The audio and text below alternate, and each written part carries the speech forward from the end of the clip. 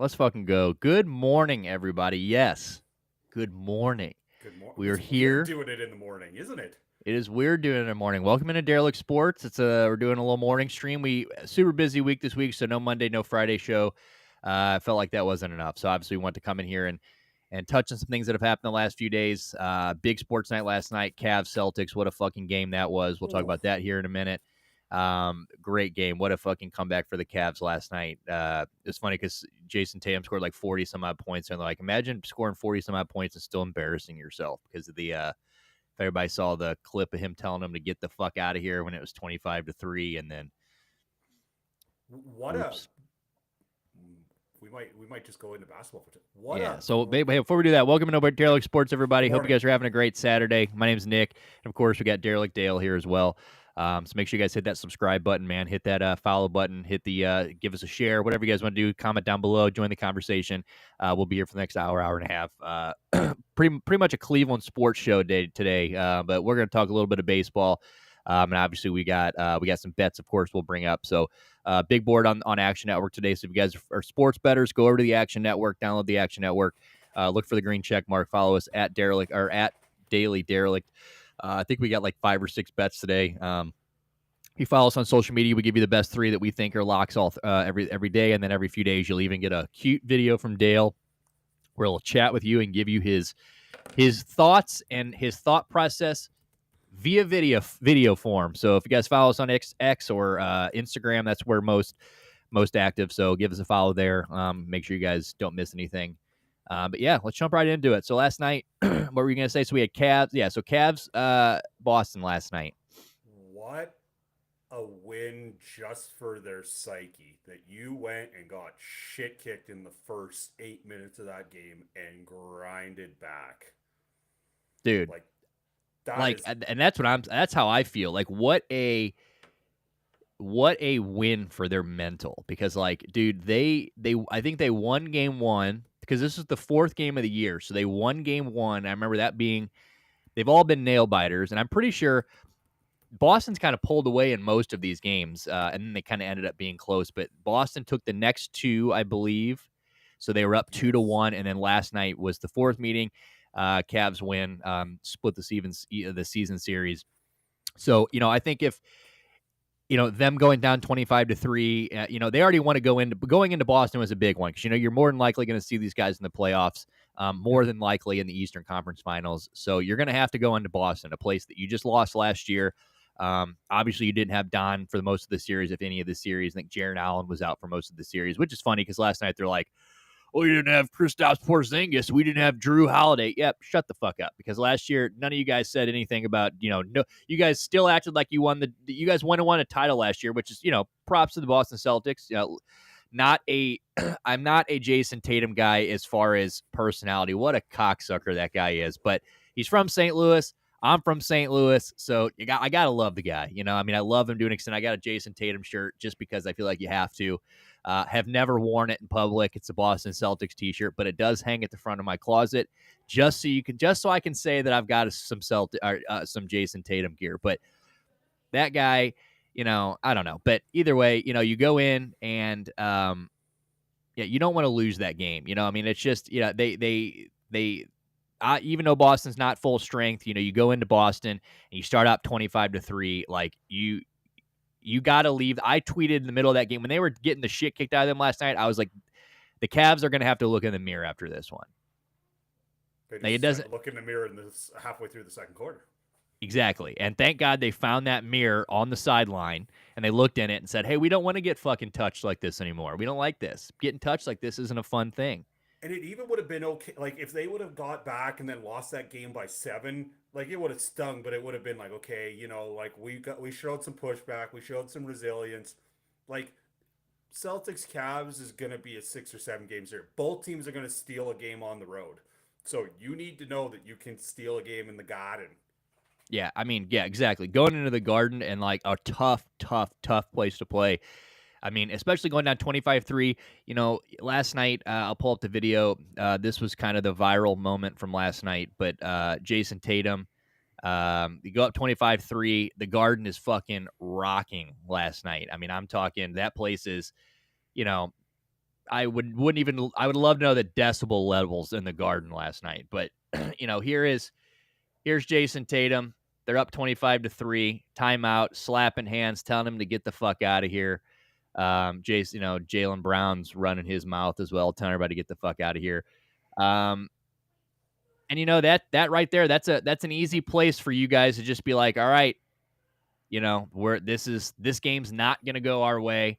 Let's just get out of here. Let's get out of Boston and move on. And they didn't. They fucking dug deep and they played a hell of a game last night. I mean, Jason Tatum balled the fuck out, 45 points or something. I think he had 17 rebounds or something crazy. Jaylen Brown looked good. Peyton Pritchard didn't look very good last night, the white boy that we just bragged about last week. I did see somebody say that Ty Jerome, who I think should be sixth man of the year, plus 34 last night. Peyton Pritchard, minus 36 last night. So pretty ugly being 36 under. DeAndre Hunter, new Cavs addition. Big, most would say maybe the most important deadline acquisition in the NBA outside, obviously, of the Luka Doncic trade. That's obviously in a league of its own. But, as far as like pieces that a team need, every team you need could use a Luka Doncic. But when you've got one, weak spot and you have to address it, I don't think nobody did that better than the Cavs. They went out and got more wing help, some defense, some 3-point shooting. They put them on mostly the defense, and they put them on because and a lot of people after the trade were like, well, Jason Tatum cooks him regularly. Well, last night, DeAndre Hunter, while guarding him, Tatum was 1 for 5. So only 5 shots, not a lot of defending, but still a lot of pressure on him. And it seemed like in that game, I was reading a lot of things last night that it seemed like the way to beat Jason Tatum, if you realize that when he started cooking, they started kind of attacking him when he was going towards the basket. And he started getting frustrated. He started throwing fits. He was complaining. He was jogging back on defense. So I think they really got to him last night. I think that even though he balled out last night, I think that second half was rough for him. And I think a lot of bumps, a lot of energy used, a lot of, that was playoff ball last night. Well, and then you like add to it. So like we'll pull hockey into this for a second. Like you're going to be playing in the last week of May, first week of June, after 82 games. You want that series to be physical because that's going to play into you. It's just like the NHL. Like it's a war. It's not quite a war of attrition like the NHL playoffs, but when you get to the third round, it becomes nobody's healthy, yeah. And it's everyone's on fumes. Yeah, and it's all those little bumps. Like if you can, those little bumps are all going to add up. And the Cavs are deeper. Like the Celtics have probably like a better starting 5, but the Cavs are way deeper, and that's going to be their advantage. That the drop off from like 6 to 7 for the Celtics is this, and the Cavs is this. You're gonna. I hope that we get that series. That will be so much fun. Yeah, I really hope so. I think obviously, if all things go the way they should, I think, obviously injuries and things can happen. Like last year, we were lucky enough to get the series, but obviously the Cavs weren't very healthy. Donovan Mitchell was down. Jared Allen was down. I want to say they won this in like 5. I can't remember what it was. I think it was 5. I think the Cavs did get one. I think they went down 3-0 and then they won one and then they lost in 5. But yeah, full strength. I'm 100% with you. They're so much deeper. They're a team that, like, obviously last night Donovan Mitchell took over, right? Donovan Mitchell, you need that. He's your star. 41 points, 12 in the fourth quarter. Great performance with Donovan Mitchell, but for a lot of this year, you haven't really had to see him take a lot of these games over. Like you'll have games where he's got 18, 20 points, and you've got guys like Ty Jerome balling out or Darius Garland, who admittedly did not have Darius Garland and Jaren Allen probably out of all the Cavs last night, they probably had the worst game. So Darius Garland ended minus 17. Max Strus also had a bad game, 19 under. And Jared Allen was minus 23. At one point, Jared Allen had 1 rebound going into like 2 points and 1 rebound going into half. And it's like, look, you're the big. That can't happen. You know what I'm saying? Like, this is the guy that just a couple years ago said the lights were too bright, in New York. So a lot of eyes on Jared Allen when you go into the playoffs. And these are type of things. Darius Garland, 9 of 23 last night. You can't shoot 9 of 23 in the playoffs. Like, you're going to have to clean that up a little bit. Minus 20 or minus 17. So definitely some rough patches for the Cavs last night. But yeah, I mean, for them to battle back, and I mean, when you take these guys out and you can add a Ty Jerome or a Isaac Okoro who's going to play hard D, or DeAndre Hunter, who I would assume DeAndre Hunter. Tell me if you think I'm wrong, but they've been running Max Strus in the start and bringing DeAndre off the bench. I after minus 19 and he was plus 21 yesterday, and every single game that I think they're 7-0 since the trade, right? They haven't lost with DeAndre Hunter yet. The guy has played great. So I think at some point you got to get him, or do you want to keep him on the bench so when you bring the second unit out, you've got a guy like that? That's a tough spot. It's a tough, like, it's maybe an extra 5 to 6 minutes a game, but is that extra 5, are you going to get more, or are you going to get more out of them having 5 minutes less? I guess that's the tricky question, and that's why coaches get paid the big money, right? So yeah, it'd be very interesting. I mean, like I said, he's been great. Like I said, the guy has been great on defense. 3 of 3 from 3 last night, 12 points. And last night he actually tipped. If you were watching the game, he tipped a Tatum 3 in clutch time. There was like less than a minute left. He jacks up a 3. He gets some fingers on it. He's immediately turning around, screaming at the Cavs to go get that rebound. They're like, "No, motherfucker, I touched that. Go get that ball." But yeah, 22-point swing, man. I mean, that was going down 25-3. And then especially in a game where their stars are playing. I mean, you got Jason Tatum, 46 points, 16 rebounds, 1 assist away from a triple double. Jaylen Brown, 37 and 5. I mean, you got, what is that? What's 46 plus 37, Smarty? 83. 83 points between the two stars. I mean, that's very rarely are you going to get 85 fucking points between two guys and lose a game at home. So it's tough sledding for the tough pill to swallow for Boston. But I would still assume that coming out of this, you can't feel too down if you're Boston, right? Make sure you read what Peppers just wrote. My Country, a Big Party Watch show. Is this like a horse show? Take turns each other. Oh yeah, dude, that's fucking crazy. Well, you got the fastest horse. Nobody's touching you. Your horse is very strong. Oh, this is that. Jesus Christ. Well, welcome in, Cole Peppers. How you doing, big dog? How's your week? You got any plans this weekend?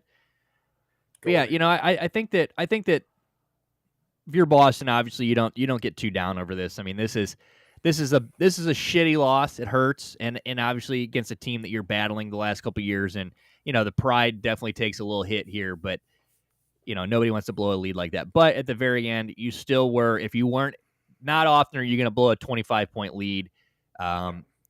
So everything worked out for the Cavs last night, and I'm very happy. Obviously, it's like a big win for them as far as being able to believe now that they can go into Boston, and even if they go down early. I'd have to look, but I'm super interested to know who the Celtics play on Sunday or Monday or tonight. I don't think they play tonight. Yeah, just because they're going to get a very pissed off Celtics team. A very focused Celtics team. Let's see. I feel sorry for that. If it's like the Hornets or somebody bad, like so they play tomorrow on ABC at noon. Boston, Denver. Oh, in Boston. Yeah, because Denver's doing an East Coast trip, right? Ooh. So they might get a pissed off Boston, but that's Denver. Yeah, so that's a big boy team. That's a big boy game, and you got to think that, like you said, they very much are going to want to go into this game, and they're at home again. They're going to play a little pissed off, but that feels like one of those I might even go even more niche. That feels like a Celtics first quarter kind of game where they're just going to come out and boat race them, and the Nuggets are going to be playing like a noon Mountain Time. Tip, because that's what time zone I'm in. That might be a little that's got the mind tingling. You tuck that in the back and think about it, because yeah, that definitely is going to be. I like that. That's going to be a fun game to watch. I mean, I am definitely Ooh, going to be yeah. tuned into that. Cavs play Portland tomorrow at 2:30, and of course, I've got to fucking go to my nephew's got a soccer game tomorrow at 2:30 on the dot, so I'm going to be sitting there fucking side eyeing the Cavs game. But yeah, great game last night. I really hope, like you said, I hope we get to see this in the playoffs or in the Eastern Conference Finals. Great comeback for the Cavs. I mean, that was a banger win. Can't believe that they ended up coming back on that one. I mean, they were down 25-3. I was like, this is just brutal. Darius Garland's brutal. Jared Allen's brutal. I'm like, we're just getting embarrassed. Like you're just hoping to get on a run and get it back to like 12, and then just hope for the best. Like at that point in time, you're just like, all right, let's just try and get this to best case scenario single digits at the half, and then roll the dice, because that's usually what happens. They go on the run because the other team falls asleep, and then they just exert all that energy, and then the team that was up finally puts their foot on their throat in the fourth quarter when they're gassed. Yeah, I mean, it was, and shout out to Evan Mobley, man. Evan Mobley had a rough start last night too, but turned around, had an amazing second half. I mean, that guy, what a superstar. I mean, that guy, I think he was 0 for 1. You know, his 3-point, at one point, this guy was like a 22% free or 3-point shooter, just trash, right? Everybody's like, the guy has to get a jump shot. You know, the guy's got all these skills, but he's not, you know, he has to start putting some shit together here. And, you know, the last couple of years, this year and last year, especially this year, that 3-point shot is getting, he's getting more comfortable with it. I think he was 0 for 1 going into the fourth quarter, but I think he hit like 3 or something, 3 or 4 of them in the fourth quarter in clutch time. So it's like, it's just such a big weapon. Even if he can't hit him in the first, at some point, if he starts pulling those out, when you got a 7-footer like that can play off, they can guard all 5 positions. He's playing the 5, and he can kick out and fucking, you know, hit a 3 when you need it. And on the rebounds, the guy was just a menace on the boards last night. I mean, they would miss a 3, and you would just see like everyone jump up, and then you just saw these god arms just like come through the rest of the pile, and you're like, Evan Mobley, baby, let's fucking go. The sleek freak. The length is a great thing in basketball. It's a beautiful goddamn thing. And yeah, they called him the sleek freak on TV the other day. I don't know if that's going to stick. It was just some random thing. I've only heard it once, but it needs to stick. What a fucking nickname for That is a good one. For Evan Mobley, the sleek freak. All right. Before we move on to anything else, I do want to bring up our bets today, since we were talking about, obviously Dale was talking about betting tomorrow and the Denver game, and a little bit when we opened up, we talked about our bets. So here's our bets for the day. If you guys are new, if you guys are first-time viewers, if you guys aren't first-time viewers, you guys know the deal. But we're on Action Network. If you guys know what that is, just a bet tracking site. So we got an account over there. Obviously, we don't have very many followers. If we'd love to get more followers, because we're out here pumping daily. But you guys can download this app and give us a follow. It's got a website. Go follow us at Daily Derelict.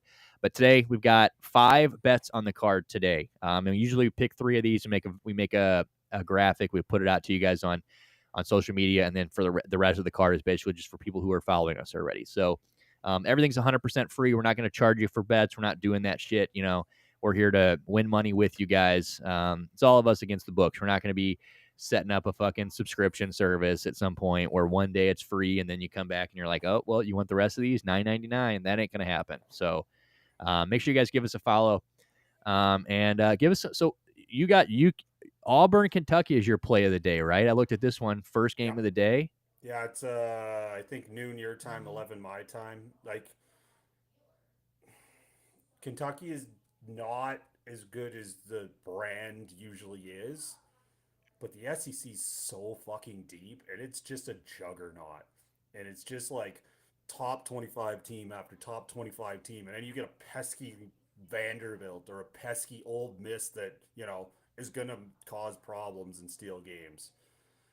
I don't know. I just thought Auburn is all but wrapped up the SEC. They're don't really need this game.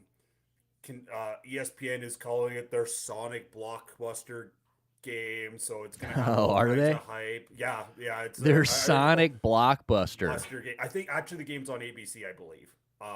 Even bigger, man. Oh yeah. So, but anyways, like I think it's just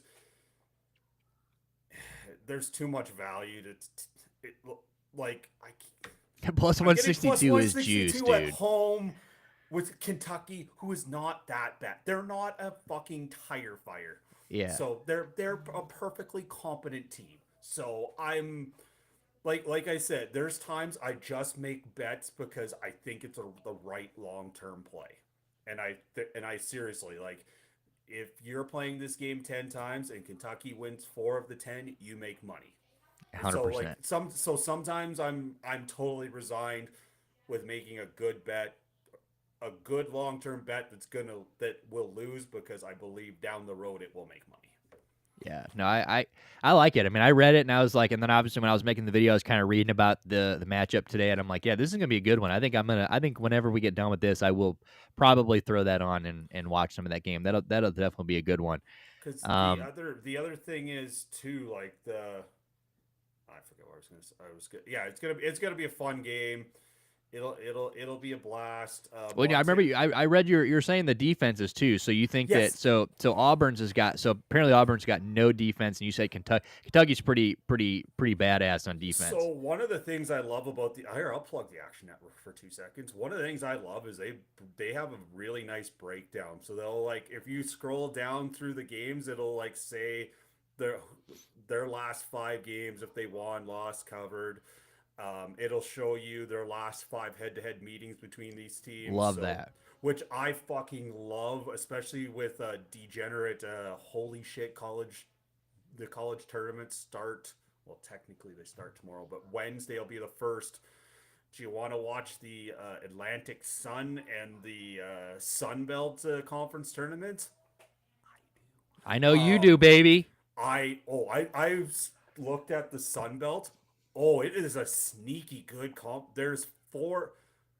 So that tournament starts Tuesday. So that'll probably be the first day where we get like noon Eastern games starting, which I get way too excited about. Let's go. Yeah, you can't But wait for that shit. there's 4 teams that are 13-5 in conference, and then that Marshall App State game that I was talking to you when we were texting. Marshall ended up winning last night, which I kind of was my gut feeling off the start, but the numbers kind of swayed me the other way. But anyways, so there's 4 teams that are 13-5. Marshall's or third or yeah, 12-5, sorry, and then Marshall's like 11-6, and then App State's like 10-7. So it's like, oh, this tournament anybody could win, and that makes me Yeah, I you one team loses two and one team wins two. It's a fucking whole different ball game. yeah, oh exactly. So that it's like, boy oh boy, some of those games are going to be good. So yeah, so P great also betting advice. I know I get excited, but you also have to like rein it in a little bit too. Like March is one of the funnest betting months because you got March Madness, you got baseball ramping up, you got the stretch drive for the NBA and the NHL. Just because you can bet every game does not mean you need to bet every game. Yeah. And this is coming from experience because there's going to be some. Yeah, and I'm trying to preach, and then you're going to see one day. Like I'm planning probably next Wednesday, Thursday, or both days to do a long stream and like watch some of these college games during the day, and then Nick can hop on whenever if he wants to. And you're going to be watching me live betting games, and probably have like 11 bets I magically love through the that day. though. But yeah, it's like I think I think it's a toll because I'm off for the month. Why not see if we can find some people, find some action, and hell, I'm sitting at home anyways. I might as well get mad at a game live on Kick and YouTube. Yeah, no, I'm definitely excited for this next week of basketball, man. We got so much shit and yeah, about the not having to bet everything. And that's kind of I've realized last night I had a little talk with myself. So I had a good night 2 nights Ooh, ago on underdog, and then last night I did win one of my underdogs, lost a couple, but the couple I lost, it was like you don't have to put in 5, 6 lineups a day. Like you can just put in one or two that you feel confident about. Because I've won all this money, and I turn on and I think, well, now I got all this money I can bet with, and I just put in a bunch that I'm confident in, that I think I'm confident in, and I'm like, why don't I just pick a few that I'm really confident in and just make more money? yeah, I call it buffet betting because when I started, there's 45 college basketball games today. Well, I Yeah. could bet 20, I mean, if and you're I'll telling me make to pick money. out 30 of them. I will. Yeah. Oh no, like if you tell me to go down the board, I'll give you a quick opinion on every game. Yeah. But that doesn't mean I need to bet every fucking game. Yeah. So that's kind of been my inner talk the last hour. I'm like, Nick, you were up 2 days ago, and then yesterday you were like, let's just throw in. Well, and that's how they get you. So underdog gets you with those, I'm assuming, we don't have full. I think I just read yesterday. Big Perk was saying that June is when we're supposed to get. Ooh, nice. And they said it was pushed back till June, so we must have been getting it like even sooner. But they're saying June is when like the real books and shit should open here in Missouri. Yeah. And yeah, I The just, NFL. yeah, the exact dude. I can't wait for that type of shit. But I feel like I'm up on these things, and then I'm just like they start throwing those tokens at you and the boosts and shit, and you're like, oh yeah, fucking, you're telling me I can change one of my guys' scores to 0? Oh yeah, well that means I can now add another bet that I'm confident about to the leg, and then that's the bet that misses. Yep. So, they want, everybody loves parlays, but parlays are a long-term losing investment because you keep adding things to make plus money, and you're adding more variance into your betting. Like, don't get me wrong, I fucking bet parlays too. This is like not me preaching at all, but this is the math behind it. If I just need, like, great example. Last night we went 3-0 last night. It was the first time yes, in a sir. long time. First time in a long time we had a good night. But if we went 2-1, we would have lost the parlay, but made profit betting the three games. But the argument is, if you can hit those 3-1s every now and then, it sure is nice. And if you can just put a tiny little bit of your bankroll on it, have some fun. And it was so good. We got some Lakers money line too. I was really confused at that line. The Lakers plus money, dude. I saw that yesterday, and I'm like, what in the fuck? Like, how is this I mean, I know that the Clippers, I guess, they kept talking during that game last night, which was funny. They kept saying, oh, well, the Clippers are, they played in this building for 25 years, blah, blah, blah. I'm like, I don't care. Like, it doesn't matter. Like, the Lakers, they didn't have Luka Doncic for those 25 years, and they weren't, like, on a fucking tear. And, like, Luka's on this. Luka didn't shoot very well last night. We'll get into that here in a second, too. But, Luka, well, obviously, we're not even really going to break open that Lakers game, so we can just chat about it for a second. But, yeah, Luka didn't have a great shooting night last night. I think he ended with, like, 31 some odd points. But, you got a pissed off Luka. Like, the fact that both those guys, LeBron and Luka, both played the second night of a back-to-back should tell people everything. You've got LeBron, who's 40 years old, who just dropped 30 some odd points, whatever. I think Luka had a triple-double the night before, or LeBron had a triple-double, one of the two. And then Luka coming off they're saying he's got the weight issues, the foot issues, and all these problems. And then he plays the second night of a back-to-back. He was probable all day, or he was questionable, and then he was probable. I think them suiting up for the second night of a back-to-back proves to people that, like, these Lakers are ready to go. Like, they're strapped in, they're locked in. The hopefully the health and the that type of things aren't going to be an issue. So, I think that I was very surprised to see that last time. Like, I didn't know Kawhi was playing. I guess when I saw Kawhi, I was like, okay, maybe that's why it was a little closer. But yeah, I was pretty confused on how we got Lakers at plus money. And honestly, that's how I feel about this. Today we got Sacramento +5. Yep. Like, I'm looking at that, and, like, I'm trying to figure out why it's +5, and I'm like, it's the worst. Like, when you have the stinky fish bet where it's like, why are they trying to rope me in? Like, in the NFL, when you're like, why are the Chiefs only 5.5 point favorites against? Yeah, like, what do they know, or what do they think's going to happen here? It's like against, I'll use Houston. It's like, why is it 5.5? It should be 7. Yeah, I was very confused on this. Like, you think this should be 7? No. I was just for that as an example. Like, yeah. No, okay, example, yeah. Sorry, but like, sometimes you just, like, look at a lot. So I'm gonna ask you a question. So when you look at the board to start the night or the day, what do you just, like, when you look at the NBA? Is it just you look at it and something jumps out and then you dive in? Yeah, I literally just scroll through the games, and at first I just look at matchups and the spreads, and then, like, I start, If one And catches my what? mind, then I click on it and I open it up Okay. and I start going through props and shit and start looking through their matchups and last fives and all that. Yeah.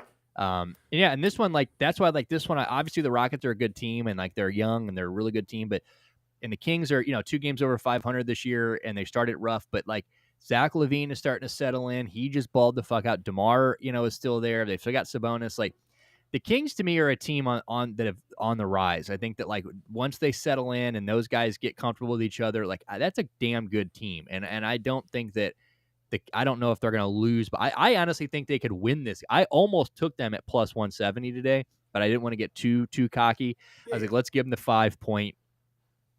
Here's a comp.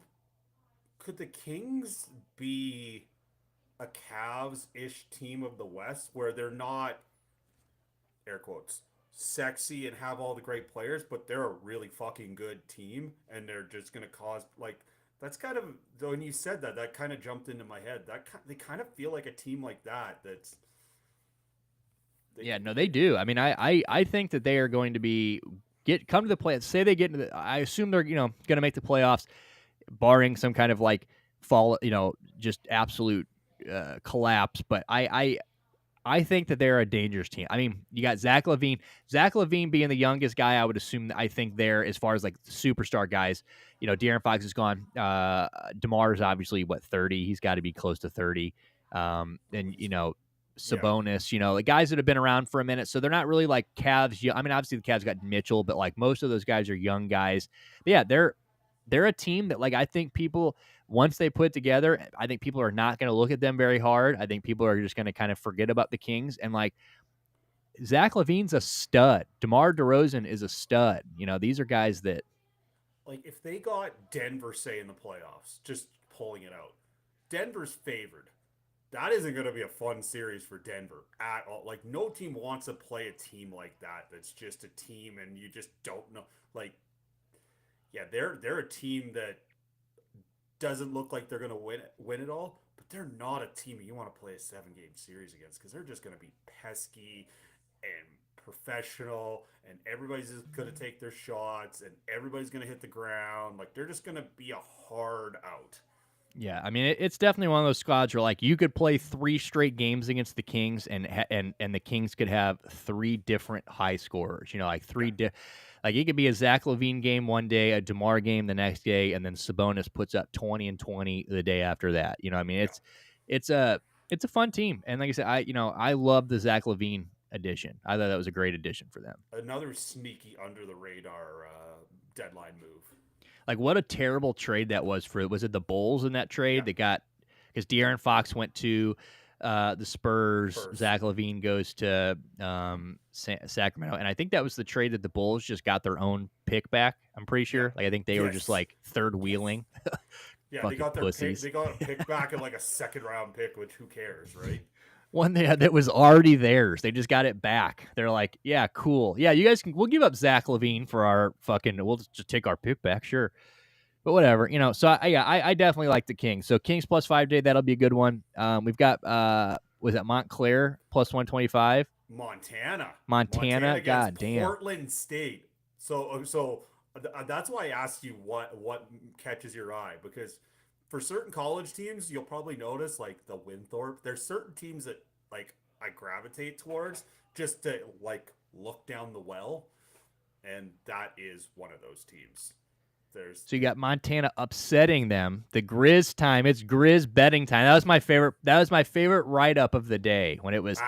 It's Grizz betting time, and then you put small plus money. Yeah, it's Grizz betting time. You're a fucking sicko, dude. I'm like, yeah, that's a guy who got excited while he was typing that up. You see how like I know that Army bet like went down in flames. You see how excited I was when like. I've been betting for 20 fucking plus years. And I'm like, I don't think you guys understand this. This guy is like, do you know how hard it is to do something for 20 years and then approach a situation that you have not encountered yet? Like it's like being reborn, It's like, I don't know. It revigorated me, and then I got fucking shit kicked. It happens though. It happens though. You can't fucking you can't Army. That's why we don't bet Army basketball here. So if anybody can learn anything from watching this show today, don't bet just walk away with one lesson. Do not bet. If you've gone 20 years without betting Army basketball, go another 20 years without betting Army basketball because they are fucking terrible. One of the sickest problems I have. So last week there was an Air Force Fresno State game where both teams, like Air Force has won 3 games and Fresno State's won 5 games. And I just looked at it. I'm like, I want to bet this for some. This is two fucking. Well, what was the game? What was the game today? Washington and what was the game I sent you? I said it was a fucking just a tard fight. Oh, the Hornets. Hornets Wizards game. Wizards today. And then I started going, well, the Hornets a bit like had an 8-game road trip over 2 things. They've been on the West Coast twice. They're coming home. Look, the Hornets. Look, the Hornets. They had last week. The Hornets had the 2 worst losses in NBA history combined. They had the 2 biggest losses back to back. I think they lost by like almost 50 the first night, and then they lost by like 35 the next night. So they lost by almost like 100 points in back-to-back nights combined. I'm pretty sure it was the worst 2-game stretch in NBA history. I'm pretty sure. I didn't hear that. So, that's cool. After that game, Lou Williams got on TV and fucking eviscerated LaMelo Ball. He was like, have some goddamn pride. He's like, you are the star of that team. You are and you're always talking. You're out there putting up big points and doing all this stuff, and then you allow your team to go get shit kicked by 50, and then go back out there unprepared a next night and get kicked by 30 some odd points again.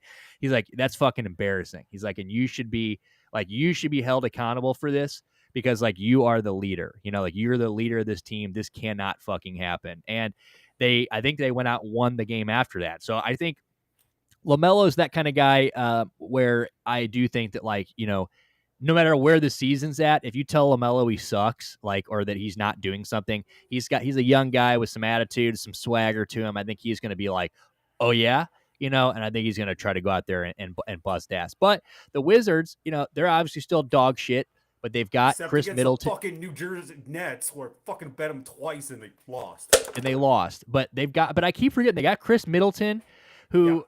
Apparently, he looks like he's trying to play basketball there, which he seems like that guy. He doesn't seem like the kind of guy who goes to a team and just kind of check out. So he seems like the kind of guy that would, embrace the role. So, and obviously they're not a good team still, but they definitely look a little more scrappier than maybe they did before that acquisition. So, you get a guy who's got a championship ring, a guy who's got multiple years of making it far into the playoffs, playing alongside Giannis. You're coming in, off a team. You're basically going from one of the most successful teams in the last 5-6 years to one of the least successful teams in the last 5 or 6 years. And you've got it. You can go about that one or two ways. You can walk in there and be a sour bitch and you can just check out and whatever, or you can be like, look, I can fucking take all this information and shit I've learned from Milwaukee and playing alongside Giannis and winning a title, and I can kind of try to bring that to this team. And that to me seems like the kind of player that Chris Middleton is. It seems like he is the kind of guy that would do that. And if Chris Middleton wants to become an NBA coach or an assistant coach, this is a fucking great lesson. Like, yeah. I know this is a kind of a weird off, but that jogged me. Like if he wants to have a career in coaching afterwards, you kind of almost need to experience this bottom barrel shit and be professional and just be like, yeah, we're going to lose a lot of games, but let's just be professional and put forth an effort every night. Yeah, no, I agree. I love Chris Middleton. So I definitely think that they're a little scrappier than before. I don't know. We obviously didn't bet this game today. So no, we didn't feel confident. But when you brought it up, it made like the idea, like you can bet every game. I can have an opinion on every game. And, thinking about the Hornets being on the West Coast, first game back, like, especially in hockey, that's something that when I'm in a good hockey loop, I kind of know. Like, I know Edmonton and Calgary are out and doing the Florida, Carolina loop. So I know they're coming home next week. So I probably Blues are on the West Coast all week, dude. Shoot me. 9:30 p.m. games here. Oh, when I lived in Toronto for the year, and I was like so excited. So I'm Mountain Time, so I'm an hour behind Nick. And 2 hours behind Eastern Time. and like, oh my God, 5 o'clock Eastern sports or 5 o'clock Mountain Time sports, watch all the Eastern time. And then if I want to, the 8 o'clock games for 7 Pacific, oh, it's so great. But when you live in like the Central or the East, especially the East, when I was like, oh, I'm all excited to watch the Jays and Mariners. Fuck me, this game is, oh, when I first moved out to Toronto, that's when the Flames and Oilers played to that playoff round for the first time since like Wayne Gretzky and Theo Fleury were kicking around. And it was like, I can't wait to watch this. Fucking 10:20 Eastern first puck drop. God, kill me. Yeah, it's fucking ridiculous. You got to call off work the next day to watch the game. Kill me. Oh, I know. Like, it's like 2:30 in the morning, and it's like game goes to overtime. You're like, oh, fuck, why am I? Yeah, I don't, same with the California. I don't, I think I'd bitch no matter where I was at, honestly, because like California, I noticed that like they get their big games start at like 4 p.m. It's like their 6 o'clock, 6:30 games. They're kicking off at like 4 in the afternoon. You're probably not even home from work yet. Like, imagine sitting in traffic, in LA traffic, going, I have to get home because the biggest game of the night starts with this in the middle of the afternoon. That would just piss me the fuck off, honestly. That's why I think I've got it perfect. It's like 7 Eastern, so that's 5 o'clock my time.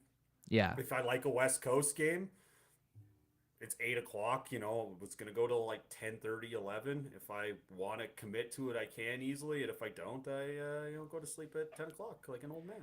Yeah, and I think I would take my Central time over Eastern, too. Like, every time I think that, like, front office has to start football at 1 p.m., like instead of noon, the noon games, the 1 p.m. games. Like, I just feel like that 1 hour, then like the 3 p.m. games are over at like 8 instead of 7, or 6:30, 7:30 instead of, I don't know. That would just bug me. But yeah, I don't even know how we got on this, but I agree. All right, well, let's so just to round out the board today, we got Detroit. It's at Columbus. We're gonna take the Red Wings at Columbus. This should be a good one. They're running it back. They just played the other day. And the game's at the Horseshoe at the Ohio State University. Yes, sir. I don't know if anybody's seen that or not. Actually, let me see if I can get a picture of it real quick. The hockey. I'm sure it'll look pretty. The hockey setup is sick, dude. So here's a tour. We'll watch a tour. Let's watch a little tour real quick. Sure, I'm going to get YouTube's going to fucking hit me with a copyright. So if you guys rewatch this, you guys are probably going to not hear this. But it is what it is. If you're here now, you're here now. So here's the shoe. Welcome to the Shoe in Columbus, Ohio, home to Buckeyes legend Archie Griffin and many other Heisman Trophy winners over the past 100 years. Incoming. Stand by. Is Nasher good to send it? He's all clear. Go ahead and send it. Every season, fans across the states of Ohio and Michigan collide to witness one of the best rivalries in college football. This Saturday night, the gridiron will be covered with a sheet of ice as fans fill the stadium to witness this matchup between the Detroit Red Wings and the Columbus Blue Jackets in the 2025 NHL Stadium Series.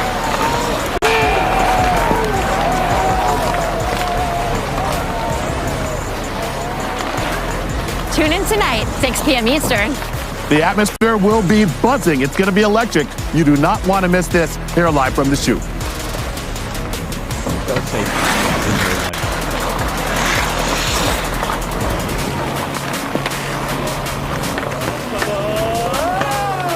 Jerseys are so fucking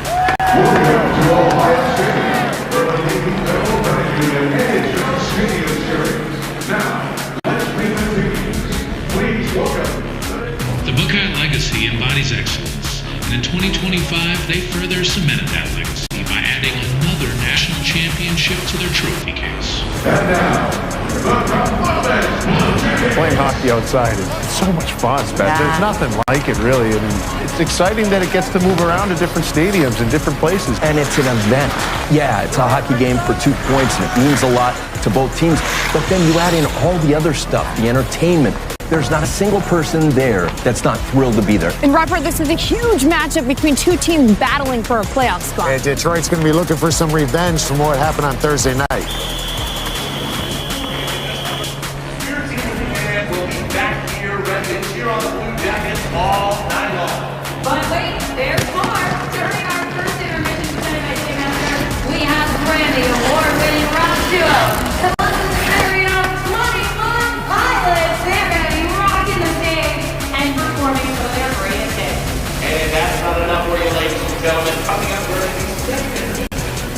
As a Columbus hockey fan, you'll surely recognize the authentic Blue Jackets cannon that fires at every home game. We brought it out to the shoe today to do some test firing. Let's go, Jackets. You might want to cover your ears. Rick Nash? 3, 2, 1. Let's fucking go, boys. Michigan, Ohio. Yeah, I'm sure they're playing a game out there yesterday or today too for the Big Ten. So, dude, that just got me amped. I was already stoked about this game, and that just got me super excited. Ohio, Michigan, baby. Fuck Michigan. Let's go. And what a great the setup looks sick. You know, it's kind of hard to do that obviously because those football stadiums are so much bigger. You know, and like it's you got that fucking rink like in the middle, and there's all that space around. But like that looked like they filled it up pretty well. Looked pretty good. Some Buckeyes out there. Yeah, they it's not their first rodeo doing this. So, and like you said, and like they said, they're going to be looking for some revenge because they got the dick kicked out of them on Thursday. And when me and the Hay kid went out for his birthday supper last night, I like looked up and Columbus and the Red Wings have the last 2 wildcard spots in the Eastern Conference right now. So it is a big game.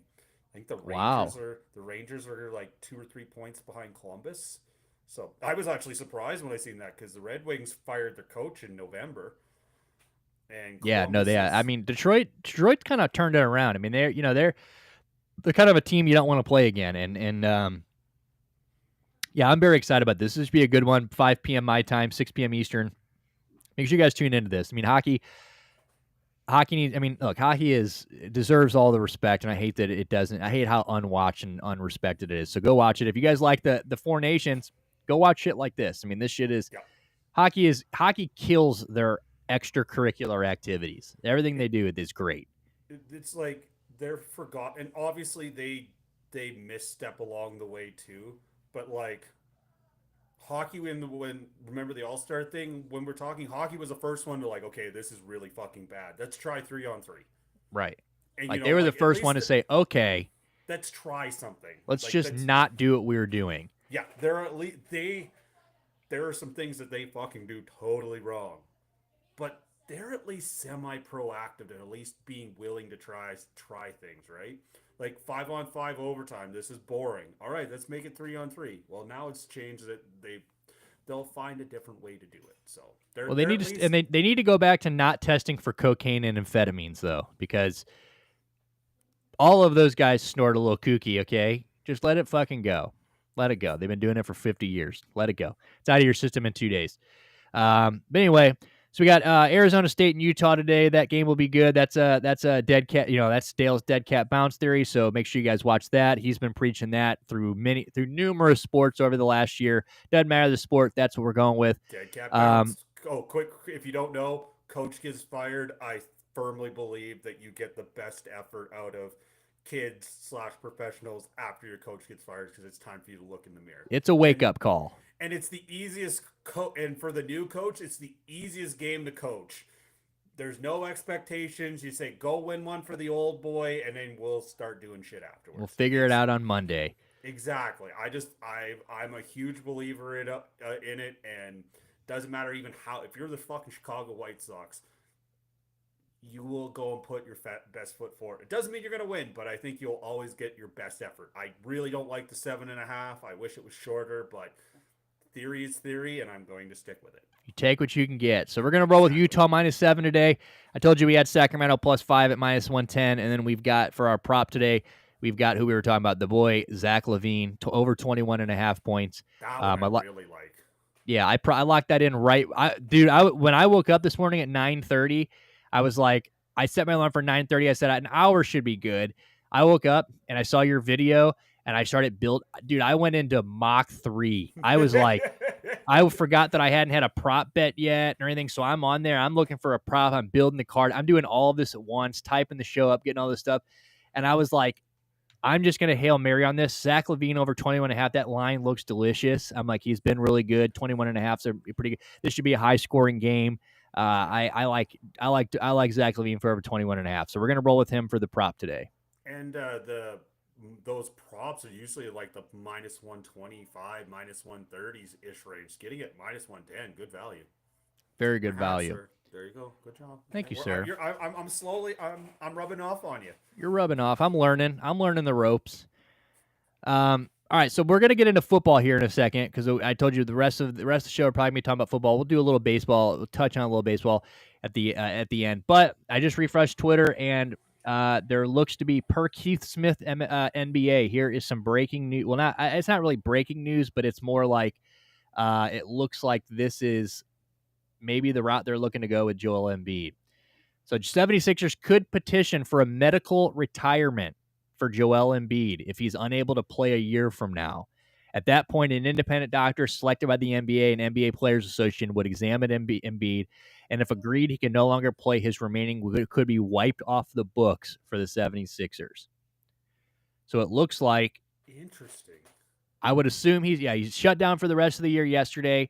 They're saying they're looking for different options on the knee. It's been an issue now. I was reading that one of the things they're thinking about doing is if he had an operation, they'd have to break his hip Oh, and let it all heal. Okay, and then yeah. like reposition his knee, like straighten his knee. I guess it's all crooked or whatever.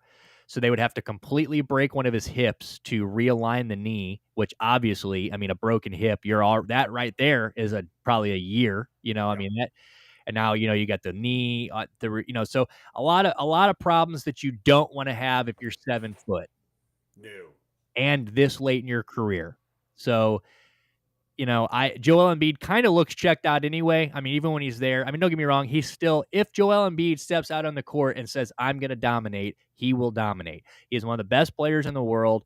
There's just no argument. Joel Embiid is one of the best big guys in the world. There's no argument, but it's always kind of been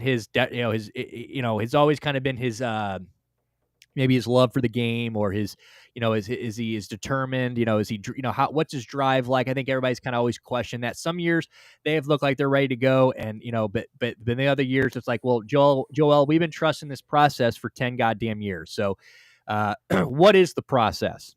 And this year, obviously, there is no process. He's been in and out. He's been hurt. We saw the stats earlier this year. He's missed more. I would assume after this, he's going to be way more past the games played than games sat than games played. We all saw that stat earlier this year. You got playoff P shutting the podcast down at 20 and 37. Just a shit show. So playoff P might as well get back on the podcast, because without Joel Embiid, those guys aren't going anywhere this year. So I hope to see that I hope this isn't the case. Like, as much as I think Joel Embiid sometimes isn't as dedicated to basketball as he should be. And I've always said, Joel Embiid's a soccer guy, dude. If you guys have ever watched Joel Embiid or listened to him talk, Joel Embiid's the kind of guy that woke up and realized he's great at basketball, so he's going to play basketball. I don't know if it's his first love. I don't know if that's I don't even know if it's his second love. I just know that he's a guy that realized he was born with these talents. He was, why would I not play basketball? I can fucking dominate. And of course he loves it, but these guys, a lot of these guys, you see a lot of these guys are soccer stars or fans, they've got another love that's outside of the sport that they play. So I hope that Joel Embiid comes back. I hope that, he doesn't have to retire or anything like that, but it's could definitely be big news. That's definitely something that. So you said, so he has to sit out an entire year and then an independent doctor would have to examine him? Is that I just want to make sure. Yeah. So what it seems like is that, this is something that we're going to have to just stash and just kind of pay attention to. We'll see. We won't, I would assume that we probably don't hear much about any of this again until the start of next year. I would assume that start next year, we kind of get an update on Joel Embiid. What's going on? Do they think he's going to come back and play this year? Does he not? And then I'm sure we'll start getting into this. Is he going to play anymore? Yeah, because there's a lot of salary cap implications, and and the Players Association sure as hell going to make sure he gets, if they're that one, he medically should retire, and two, he's going to get paid even if it's not. Yeah, they're not just going to let the 76ers go, oh, well, we're just not paying you now. Well, that's. I'm sure they have some kind of there's insurance for this kind of shit, right.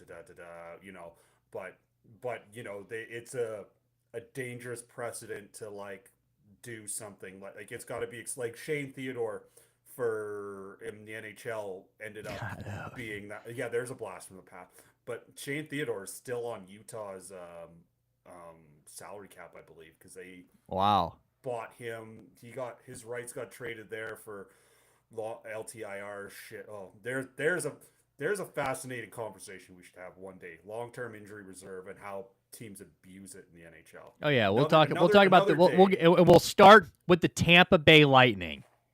My guy. That's what we'll start with. Those cocksuckers. Yeah, we'll just. Oh yeah, Kucherov or what was it? Where was it? Kucherov. Yeah. Well, it's okay. He's not good. He's not even close to being a return. Oh, we're 10 days from the playoffs. Holy shit! This guy can play hockey again. It's okay. We just haven't had any. He hasn't even touched our salary cap this year. Let's throw him in. But again, remember, I guess we're going to scratch this surface. One, so my two opinions on this. Okay, there's a lot, but one, it's fucking bad. But two, the NHL and the NHLPA all signed the same agreement, and scumbag lawyers found a way to fuck the system. This is the rules that everybody plays by. If Mark Stone, when Vegas won the Stanley Cup, he was off forever. Jack Eichel in the playoffs last year, he was on LTIR, and then basically they got him for free. It's wrong, but it's the way the rules. It's a smart thing to do. I mean, if you can do it, do it. Do it, and you can get to the playoffs. Do it. Do it, because you're gonna. I mean, there's no reason not to. Exactly. If so, that year that Tampa did it, it's like, oh, well, we're going to have to, we got the third place, so we're going to have to go on the road in Toronto. Well, you beat them, so, you made the right choice. Right. But, if you're the St. Louis Blues or the Calgary Flames, you don't have that choice. You got to, play everybody. Yeah, hey, Braden Shen, just sit down. We'll get to you next. Just sit out all year. We'll bring you in second round of the playoffs, dude. Exactly. It's wrong. But that's the way that everybody signed the agreement, and everybody was happy with it, and then somebody found the loophole. So until the next collective bargaining agreement happens, it's like MLB and deferring money. Exactly. It'll be we could have a whole episode on fucking how dog shit these loopholes can be, and now every sport's got one. But yeah, and that's what. And so when the MLB signs their next agreement, it's probably going to be like you can only defer X amount %, because it'll help the players out down the road, right, financially. Right. So it's not a bad thing, but it's almost like a retirement fund for some of these guys. Exactly, and that's what that's the Bobby Bonilla thing. That's exactly why Bobby Bonilla did it. He's like, it only would have cost the Met. I can't remember how the story, but it was only like a $2 million buyout, and Bobby Bonilla has managed to get $4 million for like 20 years out of it by just pushing it down the road. So it is a good thing. It's just teams are now abusing it.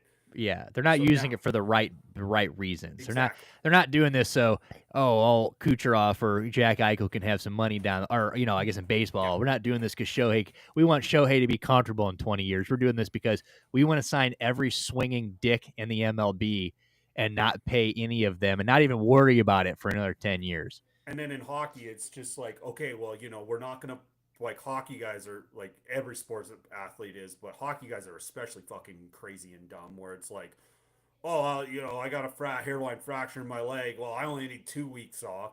So the long-term injury reserve is like to try and help them, like, okay, like, you're fine. Like, the money doesn't come off the books, but, and then, of course, now guy that has like, you got a strained shoulder. Well, if we keep you out for a month, that's going to give us enough salary cap relief that at the trade deadline, we can go get a piece, which is not the right way to do it, but it sure as fuck is the way they do it. Yeah, it works.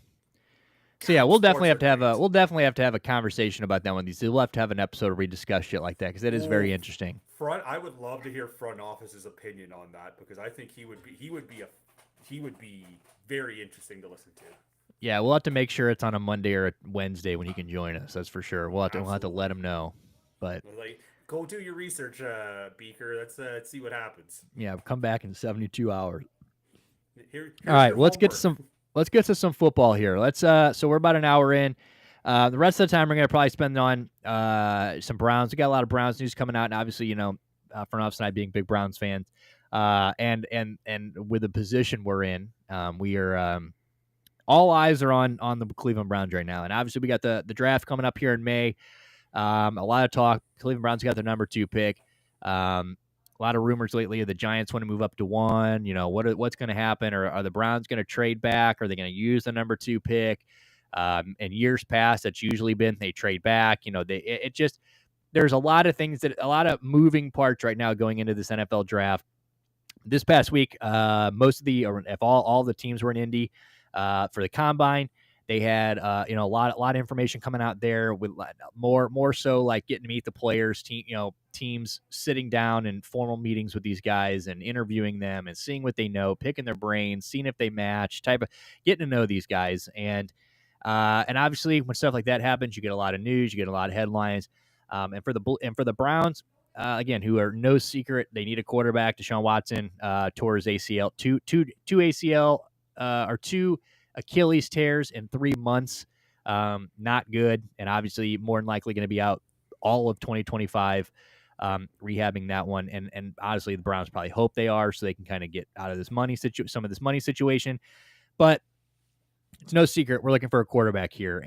But are they going to take quarterback? We don't know. So that's kind of the talk going into the draft is what are the Browns going to do? Are they going to keep that? Or do they think they're savvy enough to maybe trade back a few spots and, get a haul for somebody like the Giants or somebody looking to move up a few spots and then go get the guy they want, which, historically, I've always said the Browns have never been able to be slick in a draft, so I don't think that we should just try to start now. I don't think that overthinking is something that I think we love to do, and let's just not fuck this up. And I was telling front office yesterday before we get super into that, because so Shedeur Sanders and Cam Ward were both basically straight up asked about the Browns this week because those are the 2 biggest quarterbacks in the draft.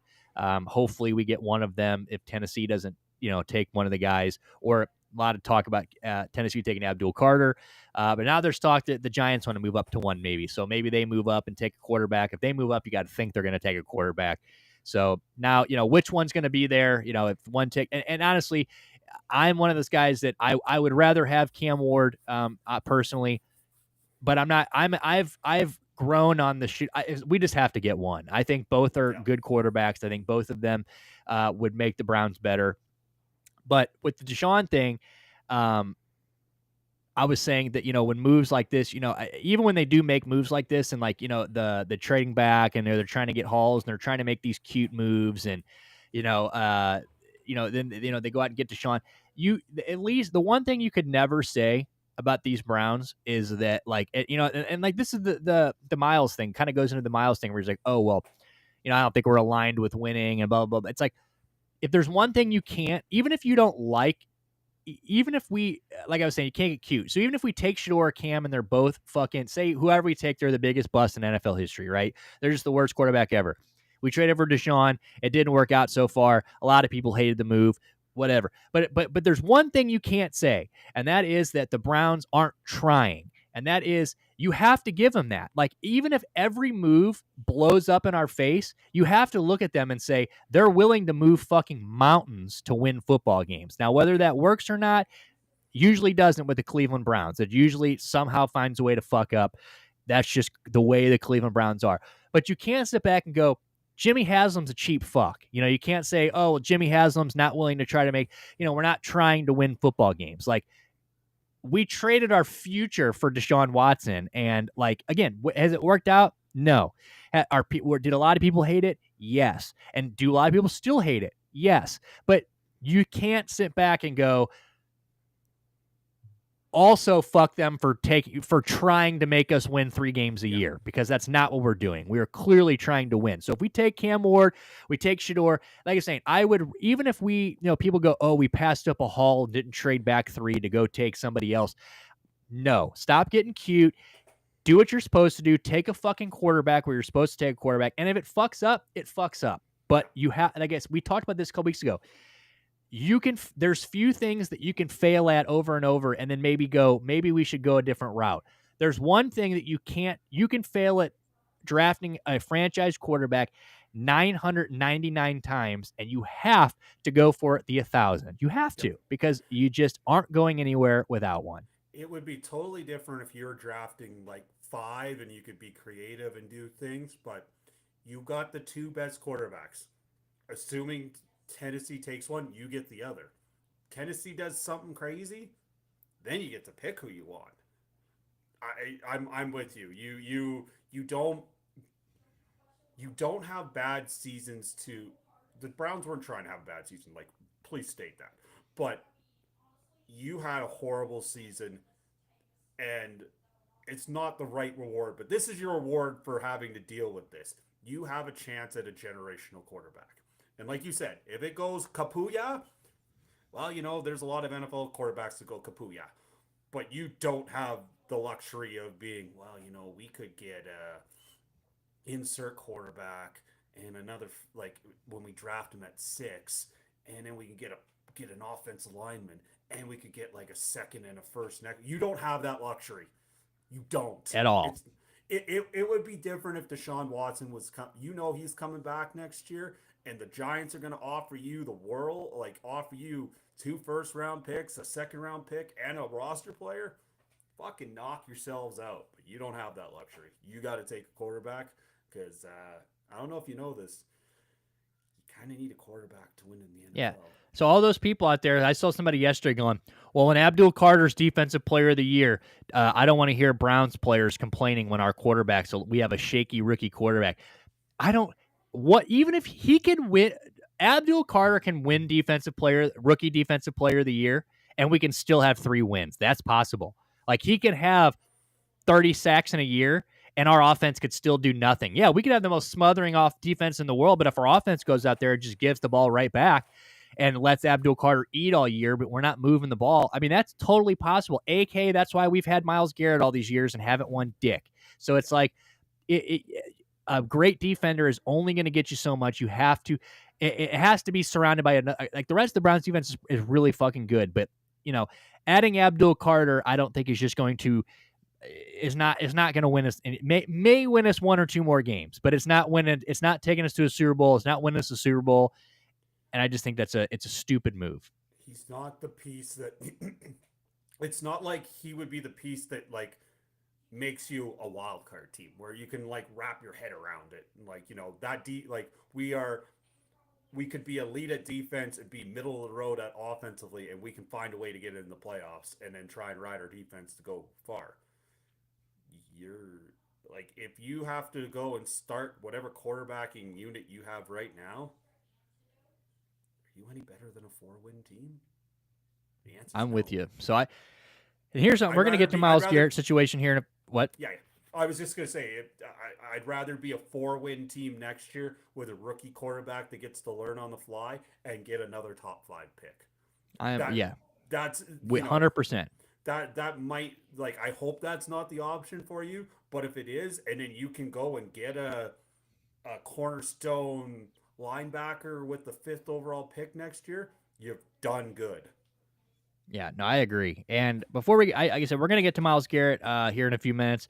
But I do want to say, you know, since we were talking about Deshaun Watson, if Myles Garrett wants to trade and a team wants to trade for Myles Garrett, I was telling Big Perk this the other day, one of the best, I think the smartest thing you can tell a team is if you want Myles Garrett, you have to take Deshaun Watson.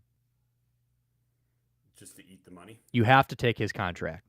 You want Myles Garrett, get this fucking contract up. I mean, I love it, and you know me, I'm a Deshaun defender. I wanted Deshaun to come back because I just feel like he's not had a fair shake. I feel like there's always been something. He hasn't played well for sure, but I also think that a lot of other contributing factors here. I mean, the worst offensive line. You know, there's just so many things that, you know, and then as soon as Jameis steps in, all the line comes back healthy. You know, it's just he's had some pretty bad luck in Cleveland, which everyone does. But I'm saying, like, if you want Myles Garrett so bad, and a fucking deal that I don't think Andrew Berry can turn down is, you know, give us a pick, take Myles or whatever, and fucking get this salary off our books. Now, obviously, it's a big ask, and we're gonna get to that here in a minute because, you know, there's salary cap, there's dead cap hits and shit with Myles Garrett. But back to the draft, real quick, I'm gonna play. So yesterday, like I said, they're in Indy all week.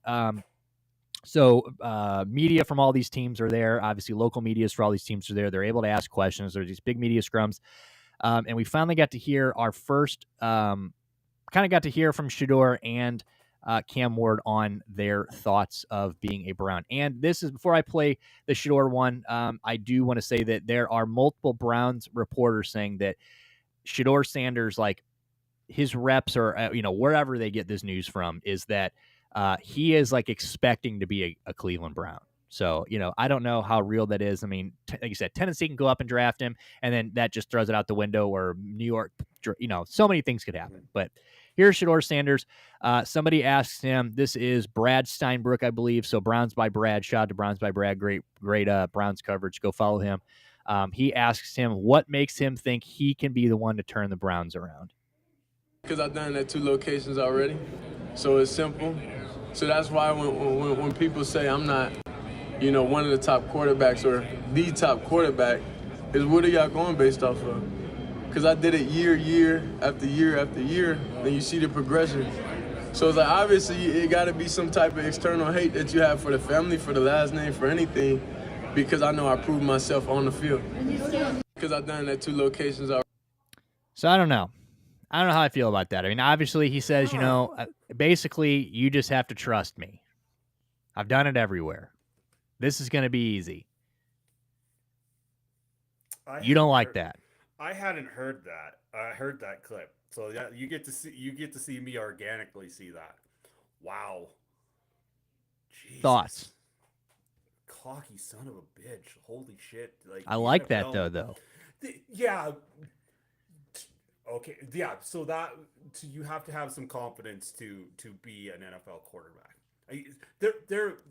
I don't know if we've had this conversation.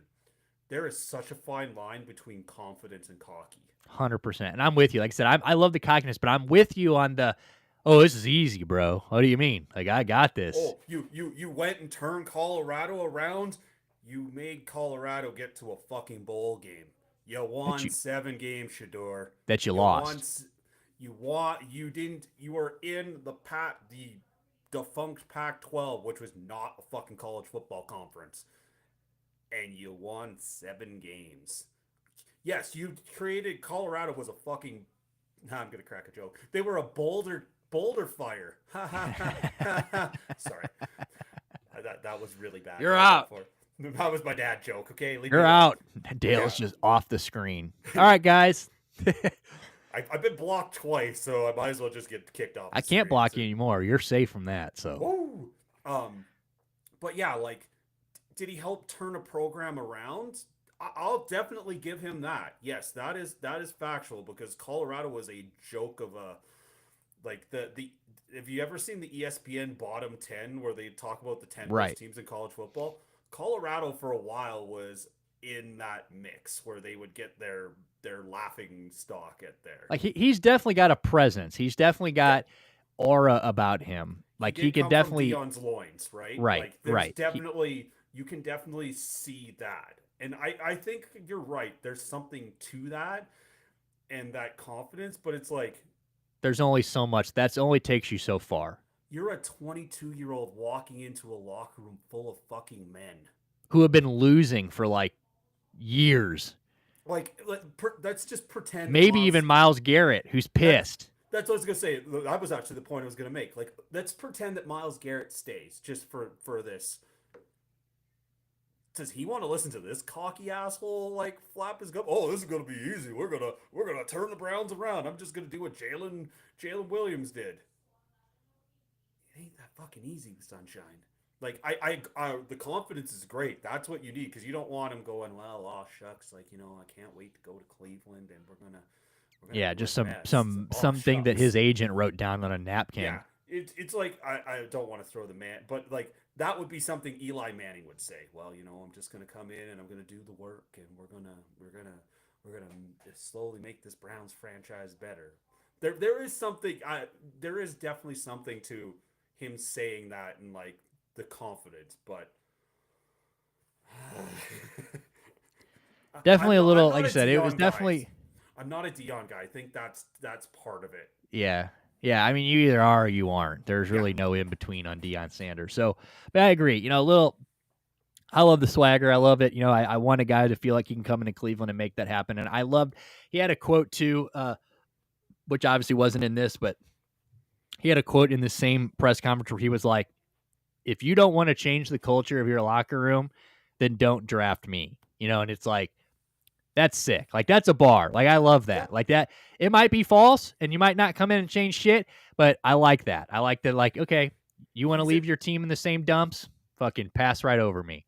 He's at least trying to, like, in will or push his will on a team, which, probably will rub some people the wrong way. But at least, he's not just there to make a page. At least he's going to try, right? So, I don't know. It's, I'm not a big Dion guy, so I think that's probably part of the reason. Like, if you had the choice, I'm taking Cam Ward. So I am too. I would probably be a Cam Ward guy. Just because, and that was before any of all of this. Like my buddy Big Perk's a big Miami guy, so I've been listening to Cam Ward being God all year long, and then I've watched him play a lot of football, and I just think that, like, I like his mobility, I like the way he plays. I think that he's a great player. I mean, again, and if we took Shedeur Sanders, I would love that. I think that it just has to be one of these two guys. Now, in the last few weeks, there's been so much smoke around Browns and Shedeur Sanders. You've had a week ago, Shedeur Sanders, I don't know if you saw the clip, but he says, I only play Madden with one team. Anytime I play Madden, I only play with the Cleveland Browns because I love the way they work. I love the way they move around is what he said. So he's like, I only play that. 2 days after that, he's walking into the combine. He's got 3 hats on the back of his jersey, on the back of his thing. One's like a Vikings, one's is this, and one's a Brown. He had the Browns ones right in front, so there's all this smoke, and that would lead me to. So my question to you would be, and I've seen a lot of this being said, do you think that when there's this much smoke around a player and a team in the draft, do you think that the smoke is real, and you think that there is real noise here, or do you think that this means that they're looking at Cam Ward? Like, do you think that they're could it be both? Up so or I was gonna say, or do you think there could be a little bit of both there? I think there could be. Yeah, I think it could be both, because you could definitely see the Browns front office falling in love with him, and absolutely rightfully so. Or you could see them, starting the fire. Shedeur Sanders, great. We really like Cam Ward a lot. Right. And you see that. You see guys do that, where our teams do that, where they're like, they want to get everyone's vision in one direction, and then all of a sudden, boom, And it makes, so this might be deeper level thinking, but let's say the Browns really do love Cam Ward. Okay, if you can start the fire that you really love Shedeur Sanders, and the Giants really want to move up, you can manipulate the situation and help out Tennessee, right? Like, you can definitely manipulate the situation some to try and help yourself. Like, they'll be fine if they get Shedeur Sanders. They're not going to be heartbroken. You have a generational quarterback. But if you really like Cam Ward, that's the play that you try and do. And then you just deal with Shedeur Sanders bitching at you down the road and beating you up, and whatever. That's the problem. Yeah, no, I agree. I definitely, I just wanted to ask that because, like, I was like, man, I really saw that a lot yesterday, where people were like, there is so usually when they're like, there will be smoke around more times than not. There's teams linked to players, and you got an idea where guys are gonna go or stuff like that. But sometimes when you see so much smoke, like, it almost seems forced, almost, kind of like, and it even could be coming from the Shedeur side. I mean, you're coming from a guy that Dion's a mastermind at this shit. The guy knows what he's doing, and what better way to, like, throw people off by, for him to know the cameras are rolling and be like, well, I only play Madden with one team. It's like, that kind of seems like we're creating a narrative kind of here, like we're really leaning into that. And that could very well be a Shedeur thing. That you never know which side the he's, that kind of the rumors are coming from, but you've seen a lot of it. So I definitely think that that's a conversation, and it's going to be interesting. So, but here's Cam Ward. A 20-second clip. They ask him basically how this more or less, like, this isn't a question like how to fix the Browns. This is more or less somebody asked him, how did your meeting with the Browns go? So it's kind of just a basic question for Cam Ward. It went real good. Being able to meet with the GM, finally meet the quarterbacks coaching person, the OC as well. They do an unbelievable job on offense, getting people open. They got an unbelievable offensive line. Jerry Judy's one of the best receivers in the league. So, if I'm hoping to go there, I know it'll work out good. Cam, what is it? That felt like a very professional answer where Shedeur Sanders is like, hey, I know how to fucking do this. I'm going to get there and do this, right? See, that Cam Ward is like, I feel much safer with than, I think I've told you this. I think Shedeur Sanders has a lower floor and a higher high than Cam Ward. I think Cam Ward obviously has possibilities to bust, obviously has possibilities to be Hall of Fame player, but I think he is the safer of the two. Yeah, I do too. I feel calm when I look at Cam Ward, and that's way before this. Way to put it. Yeah. Like when I look at these two guys, I'm just like, if we get Shedeur Sanders, I'm going to be fucking stoked. Like I'm going to be so excited that we got one of these guys. But like I said, Big Perk being such a Miami guy, and knowing the Browns when the Browns started sliding this year and started, I immediately started watching, and obviously we were all going to watch Colorado games because they're all over fucking TV. You were going to watch Shedeur Sanders play college football. Yeah. Miami, you kind of had to go out and find him. I mean, obviously Cam Ward, Heisman finalist, so he was on TV enough. But if you wanted to find Miami every Saturday, you kind of had to go out and find Miami every Saturday, and I did. I started watching Cam Ward, and I'm like, this guy is just his presence, his mobility, his decision making. His arm. I mean, everything the guy does, this guy is, I mean, he put Miami back on the map. I mean, Miami's kind of been like middle of the road the last 10 years or so, if not more. And it's like Cam Ward came in and just put him right back on the map. So I would love, obviously, first pick, give me Cam Ward. I know that the consensus pick right now is that he's going to be the first quarterback taken off the board. So it all depends on what happens at 1. And it depends on if the Browns trade back. And if the Browns trade back, I'm going to be depressed because that just doesn't happen. Doesn't work. So another thing that came out about these guys. So Kevin Stefanski was also right after these guys. He came up and he was asked. So I got a couple little 10-second clips of Stefanski talking about either guy. This is Stefanski when he is asked about Shedeur Sanders.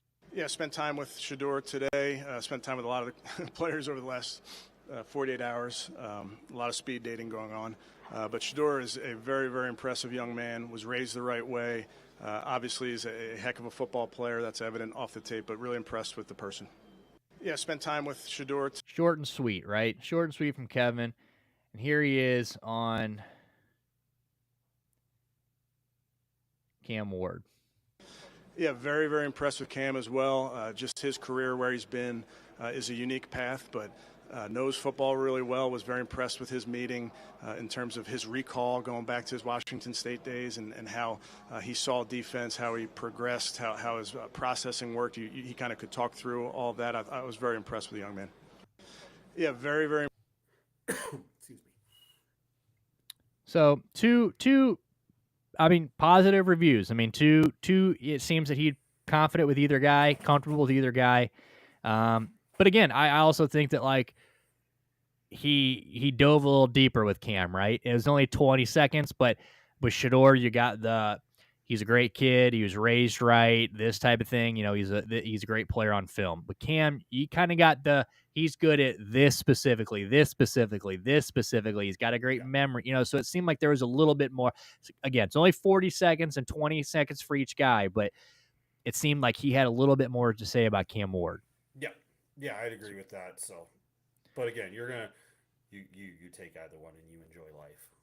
Exactly. So, you know, we're going to see as the draft comes up. We're going to be doing a lot of draft stuff here, obviously, especially with us being Browns fans. You know, Dale being a Houston fan, he didn't really have much to look forward to this year. What a year. I mean, the Texans, he used to be right here with us, but they've kind of grown a little bit. So he's going to sit pretty this year. Front office and I are going to be nervous as shit. But yeah, we're going to have a lot of draft coverage. We're probably going to do the draft live, and I am thoroughly excited and thoroughly scared shitless of what's going to happen and what the reaction. Yeah, and we're gonna have to find out. We're gonna really have to start trying to find out how we can watch things at the same time. We got to try to figure that thing because I don't want any of us to see the 2 pick first. I want us all to see it at the same time. But we got till May, so yeah, a lot of smoke going around in the draft. Hopefully, like I said, hopefully the Browns end up taking a quarterback. Let's not get cute. Let's not trade back. Let's not think. After all those, there was a lot of quarterbacks were asked about the Browns yesterday. And Jackson Dart. Oh, the Browns are built to win now. Jackson, shut up. Go away. We don't want you. I don't want fucking, whatever. So we'll see what happens. A lot of things the Browns can do. Browns have a pretty clear path to what they should do, but will they do it? They never do. So we'll see. All right, well, let's move on to Myles Garrett, another part of the Browns. Yesterday, or 2 days ago, I guess at this point, maybe it was yesterday, the 27th. So 2 days ago, Mary Kay Cabot, Browns reporter. There was a rumor that came out over the weekend or earlier this week that I don't know if it was somebody saying that this could happen or they thought this was the way everything was going to play out, but they thought that eventually the Browns were going to offer him a contract extension that he just couldn't turn down, right? He was going to take something. They were going to make it right, keep him in there, and then he makes it no time. Very next day, he comes out and says, no, not open to it. Don't want to sign a contract extension here. I want out of Cleveland. Not open to it. So Mary Kay says, Andrew Berry says, normally Andrew Berry meets with agents here at the combines about such matters, but Garrett and his camp have slammed the door shut. Says the Browns, Garrett requested a trade from the Browns so he can go elsewhere to win the Super Bowl. He's adamantly stated it's not about the money.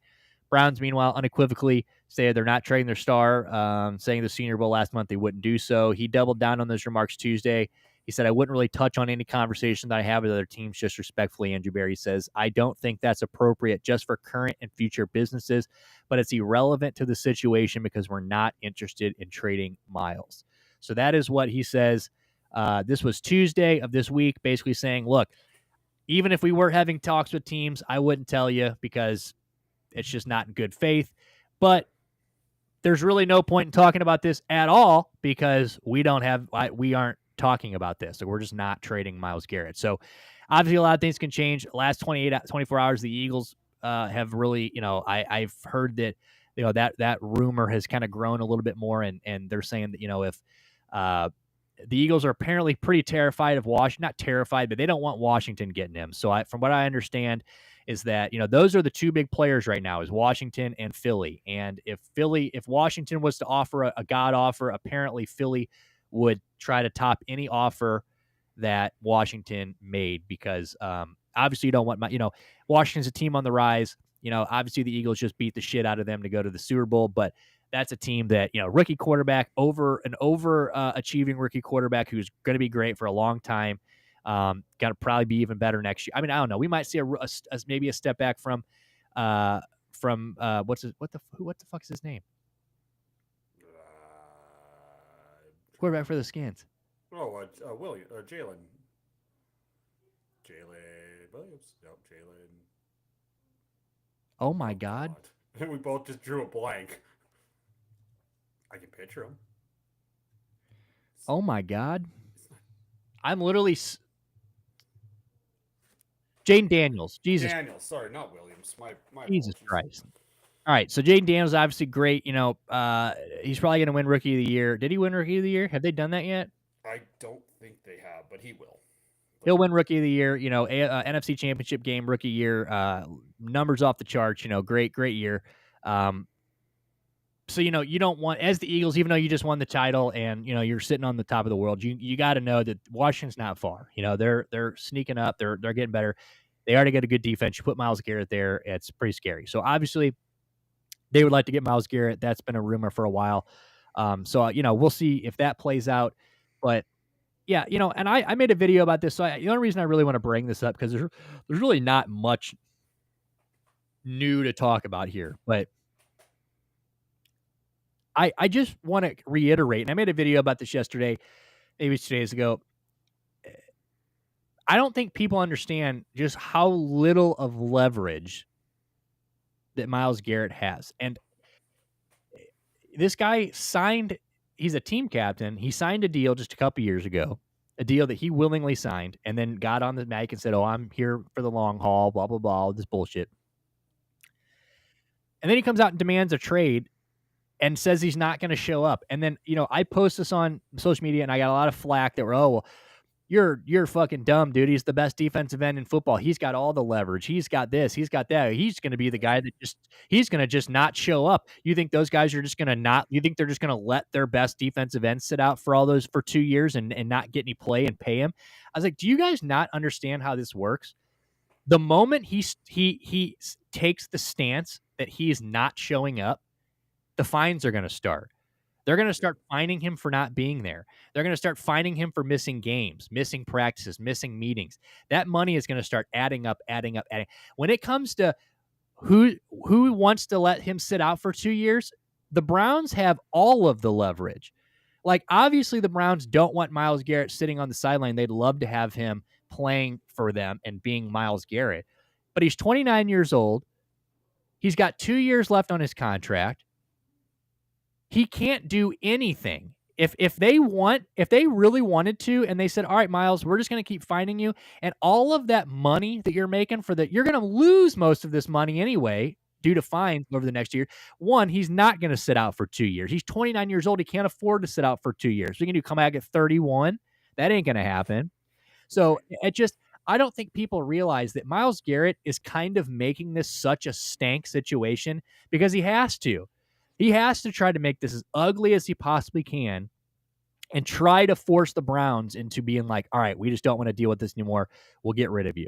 But if Andrew Berry takes this stance and holds this stance of, what the fuck you mean? We're not trading this guy. We're not even answering phone calls about this guy. There's really not much Myles Garrett can do. And on top of that, there's a $36 million dead cap hit if they trade him. Who in the fuck is going to make a trade? One, who's going to offer that much to get? Who's going to offer? I mean, the things that have to go right for this trade, you got to find a team that's willing to give up the God offer, right?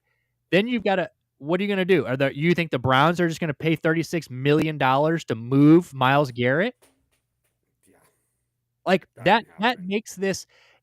And I'm going to let you give your thoughts on this, but my big thought on this to kind of sum everything up is that if I was Myles Garrett, I would be going to my agent and going,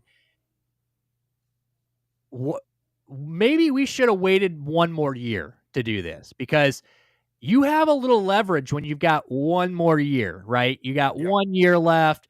You're in a contract year. You start making some stink. You're 30, sure. But you have nothing. You have no leverage, and you have a $36 million dead cap hit. So even if the Browns wanted to move you, that's a lot of fucking money. That is like an average salary for you a year. Yep. Yeah, and so they might as well just keep you on the roster, and that's not going to hurt their salary cap.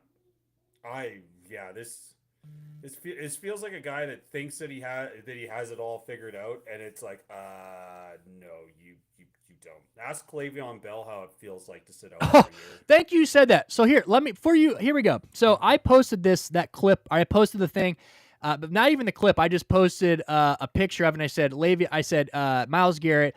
Well, actually, I commented on this on ESPN, and I said, Myles, you have requesting a trade with zero leverage. Strap in, Myles. So I got that's where all these people were like, and I usually don't read comments, but they were like, he's got all the leverage. And they're like, you obviously don't know football, because this worked with Le'Veon Bell, DeAndre Hopkins, all these other guys. I'm like, bro, Le'Veon Bell? You mean the guy that fucked himself, got moved to the Jets, and then faded into existence? Now he's celebrity boxing. He's not even fucking in the NFL anymore. Le'Veon Bell didn't do himself any favors to in that situation. DeAndre Hopkins, sure, he finally got moved. Now let's look at that move, okay? He got traded in 2019, right? He's been to, I don't think he's been to a Pro Bowl since. He's been to before this year, it took him 5 years to get to a Super Bowl after two other teams. So he didn't win not one playoff game from the year he got traded till this year, where he had to then go join the Chiefs and ride to the fucking Super Bowl. So Melvin Gordon, we don't even need to bring that up. Good That's what I Lord. was trying to Talk think about a of. guy that played himself. Oops. Do you want to go into the NBA? Dennis Schroeder? My God, he turned down 80 goddamn million. Now he's playing on a fucking minimum contract. You know, this might work for very rarely, but like really, go find me a situation. Oh, the other one they said, Antonio Brown. That was the big one. Oh, Antonio Brown? You mean the guy that got passed around for a few years and then took his shirt off and retired mid-football game? He never did. He had a couple good games with Tom Brady. But other than that, like none of these guys long-term did it work out. None of them. Now, DeAndre Hopkins, sure, you can say, you know, he hasn't really been in a bad situation. He went to Arizona, wasn't terrible. He was still a focal point there. Or was it, it was Tennessee and then Arizona, one of the two, you know, but no success there as far as, I don't think he went to a Pro Bowl any of those years. No Pro Bowls, no playoff wins. So sure, he might have gotten some money. He got paid, but if we're talking to Myles Garrett, who is openly saying, I don't care about the money, I just want to win. None of those guys have left their situations where they pulled this shit and then went and won anything. They brought up Khalil Mack. Sure, Khalil Mack he might have worked out. That might be one. He's played great everywhere he went, but he doesn't have any Super Bowl wins. He doesn't have any, I don't know if he has any, maybe one or two playoff wins, but that doesn't account to anything.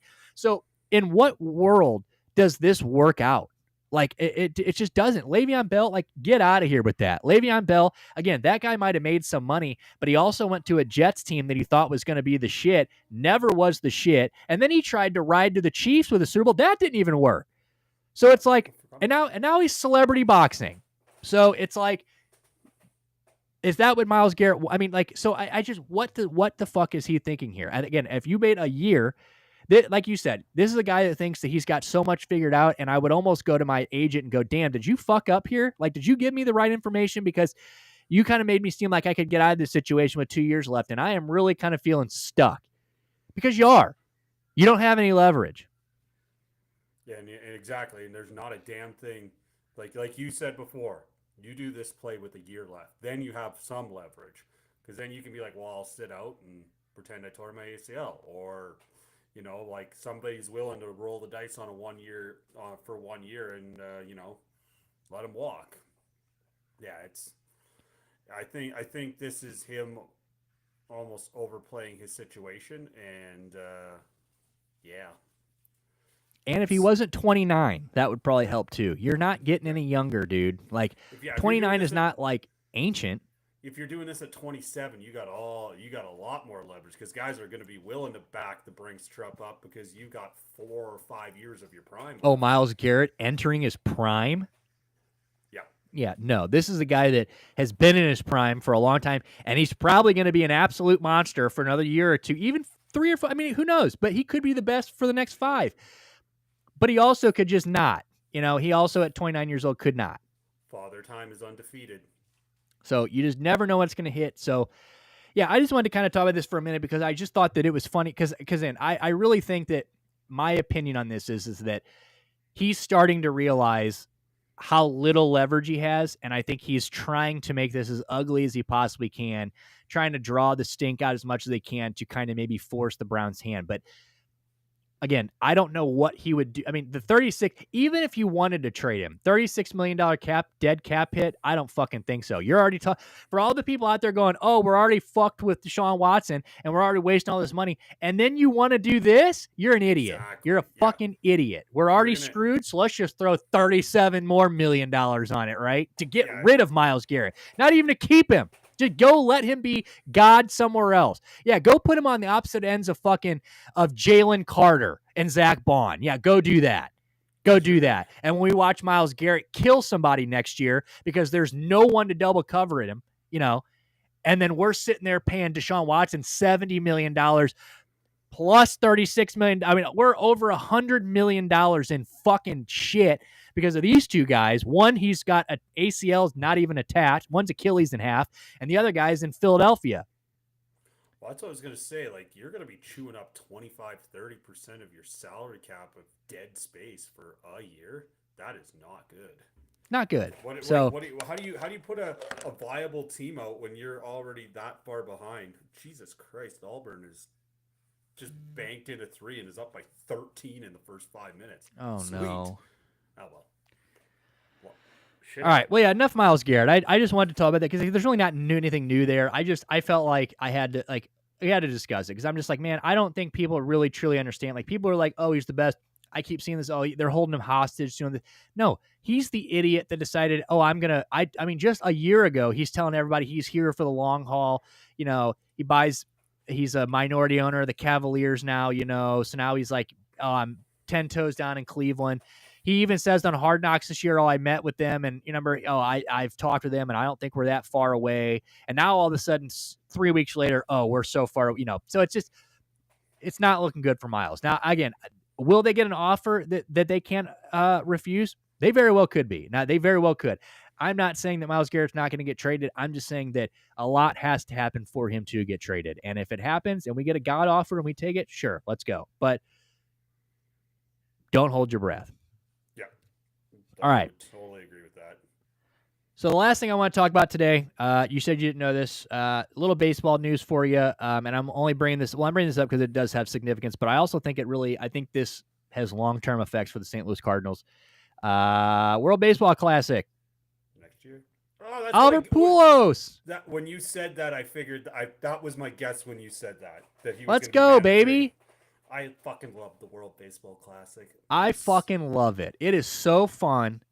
It's so fun, and it makes spring training so much. I know you can't do it every year, but like I've told everyone, I'm on the month off, and I will start putting baseball on Monday when the Hay kid goes to school. But it's not the same. At least there's some juice to those games because they're playing for something. These guys, they come to play for these motherfuckers. And Pujols, man, I know he just Yachty's been doing some managing. Pujols has been doing some managing. And the reason I really think with the Cardinals' current situation, Ali Marmol's dog shit. I don't think he's going to make it through this year. I really think Albert Pujols is getting reps in to maybe potentially become the manager of the St. Louis Cardinals. That makes a lot of sense. And I think what better place to start than go to the World Baseball Classic, go coach Dominican. You've already got some coaching experience. He's been doing it, I guess, on and off. He's been, I think even maybe it was the Dominican teams or something. He's been, him and Yachty have been doing certain things like that. So, what better way to go get your feet wet, go manage Dominican Republic, go do your thing. And then, if it all goes well, what better let me tell you, Cardinals Nation would lose their shit if they made Albert Pujols or Yadier Molina, because I would take either one. Both great baseball minds. I would love if Pujols brought Yachty on his squad. I mean, how sick would that be? Just a staff of that. But yeah, what do you think though? Adam Wayne might be your pitching coach, just to pitching really, coach, bring it on. Just bring the whole 2011, 2006 squads back. David Eckstein could be your first base coach. Our conditioning coach. Yeah. Oh no, he would be the guy that would run kids into the ground. He just never gets tired. Exactly. But do you think that? But you think that makes sense though? You think that this would be and this might not have anything to do with that situation, but I think that this could be. I think the connection makes a lot of sense here. If let's say the Cardinals are like somewhere between 77 to 83 wins, like barely above 500, barely below 500. I could easily see this happening and basically be like, hey, Albert Pujols, you can, you still go do your World Baseball Classic thing. We'll fucking figure out spring training. Yeah. And it's just, and for like the situation the Cardinals are in right now, we are in, and a lot of people are loving this, right? I mean, obviously me, I'm a Cleveland guy. Like, I mean, I'm from St. Louis, born and raised, so I will always love the Cardinals. Like, I'll have a soft spot for the Cardinals, but I'm a Cleveland guy. When Cleveland comes to town, I'm rooting for the Guardians.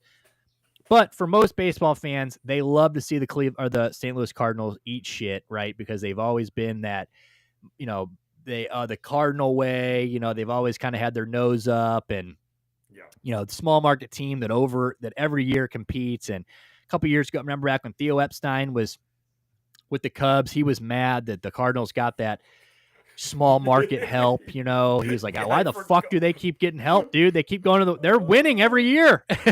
I forgot about that. How pissed off he was about that. He was like, I love that teams get these, but I don't think the St. Louis Cardinals should get one. He's like, do you think the Cubs and Cardinals love each other? It was so funny. And like, shout out to Theo Epstein. I mean, I fucking hate him, right? I mean, guy rebuilds my 2 least favorite franchises and just takes them, just ends 200 years worth of curses.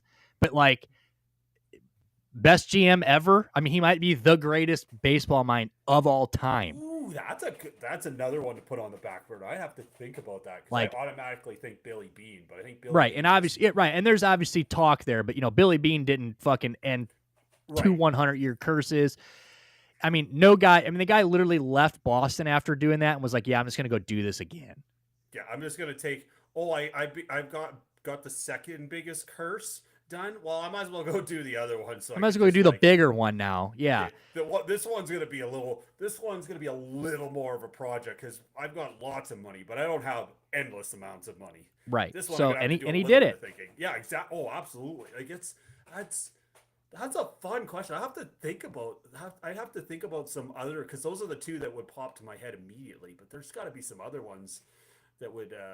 Oh yeah, there's probably. I mean, you got the Steinbrunners. You know, I mean, you got you got the Yankees. I mean, even though they had all that money, I mean, you know, they bought rosters. You know, there's ways you can look at it. You know, there's you could look at it from just overall owning, or you know, maybe like Theo did it where he kind of analytically, but a little bit of both. You know, like even like an Alex Anthopoulos when he was with the Jays and now with Atlanta. He's not the guy you want to build your team with, but he is definitely the guy when you're right there. He's the guy that's willing. Yeah, he's the guy that you bring in for JB Bickerstaff when he's done building the Detroit Pistons. Exactly. Like here, we got you here. Please take us the rest of the way. Yeah, Alex Anthopoulos is not the greatest GM by any stretch, but he might be one of the top 3 when you're there to make the move, willing to make the move that does that. But then he's also going to empty your fucking cupboards,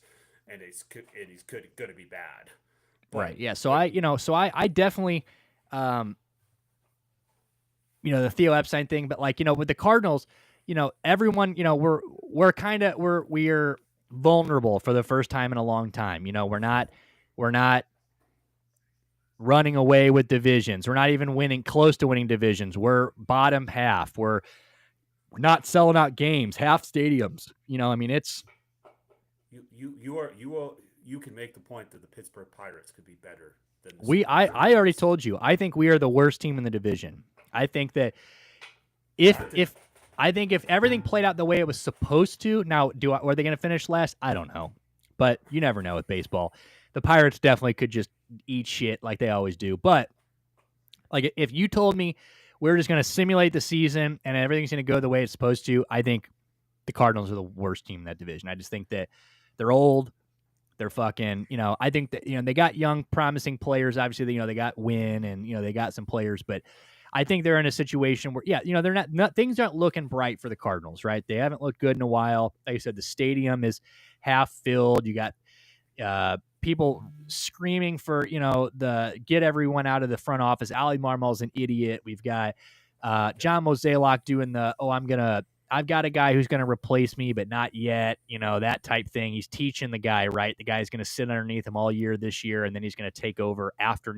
Never made any sense to me. Like, if he's not ready to do it, then why'd you make him the GM? Or if he's that good and he's the GM, why wouldn't you just want him to get in here now and start fixing things? It doesn't make sense. So, because like when you talked about the Cardinals, like just off the top of my head, like if everything went right, they're like a high 80s win team. If it goes wrong, could I see the Cardinals be 70 and 92? Yeah. 100%. You get a few pitchers going down, you get Sonny going down, or some guys like exactly. It's like, fucking over, dude. And I know that you can make that point for any baseball team, but like some, it's like I'll flip it around. The Pirates, if all the pitching, if Paul Skeens and Jared Jones and the Bubba kid that's a high hit pitching prospect, and they could just get like a little bit above league average, I can squint and see them winning 90 games. Now, I also can see them losing low 70s too, but I think their ceiling is higher and their floor is a little safer than, like, the Cardinals are not losing 100 games. They're not that bad, but the Cardinals could lose 9. I can see a world, and now you're making me think about betting the Cardinals under while we're talking about this. I told you a couple weeks last week, I was like, yeah, if you want to bet them finishing last, I would do it, but because that division is interesting because, like, the Cubs are probably the favorite without me. Cubs got really good in the offseason. I would assume the Brewers are probably too. Are always tricky. They're that pesky team in the division. And you got Reds and Pirates, obviously, and the Reds are a wild card because I could see them if Ellie De La Cruz and all those guys go off. I could see them running away with the division. I could see them being cover athlete for the show this year, by the way, Ellie De La Cruz. I didn't actually know that. I haven't seen that yet. But yeah, like Ellie De La Cruz there's a reason why he's being drafted anywhere from like 4th to 7th overall in fantasy baseball drafts because he is an electric, like, yeah, the Reds are a wild card in that division. And then I think the Pirates are hoping for the best, but probably a 500 season would be good. And the Cardinals, I bet you if the Cardinals win total was above 80, I would probably blindly take the under right now without doing any research. Which I am looking at. Look at Ellie. What a guy. And I forget who he beat out. He beat out somebody this year. It was Ellie and somebody. So here's all the different covers apparently. But yeah, different ones for everybody, right? But yeah, I don't know. Cardinals, but again, back to the original point though, like if we start sliding like that, what way to I think to kick some energy into this city and the crowd and the team. You bring our Pujols back, I think that I think the players would be ecstatic. I just think that everyone involved, I don't think anybody would be unhappy about this. You walk in there, every player respects our Pujols.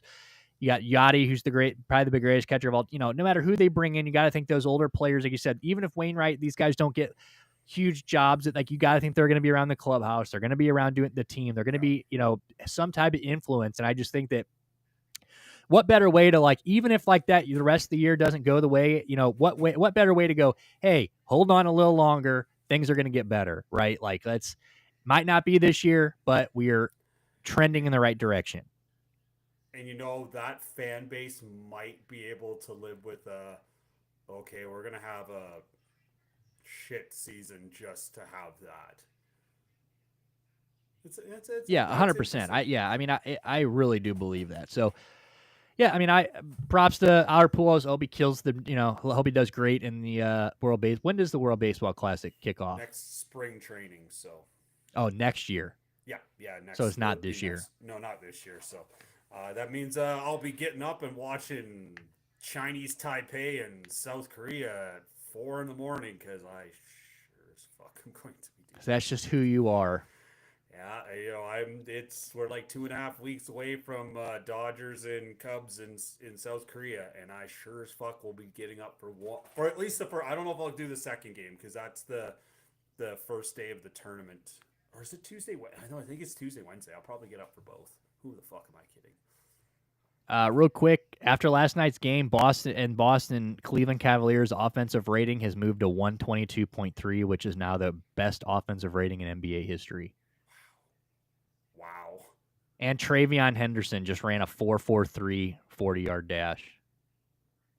What do you think you and me could run a 40-yard dash at? A little over 5, maybe now. Maybe even a little slower now. Back in the day, I think I'd have gotten not like that, but I think I'd have gotten a non-embarrassing score for a pedestrian, maybe. Yeah, they were trying to get me when I was coaching. They were trying to get me to do it, and I was just like, I don't want to know what the number is, so I didn't do it.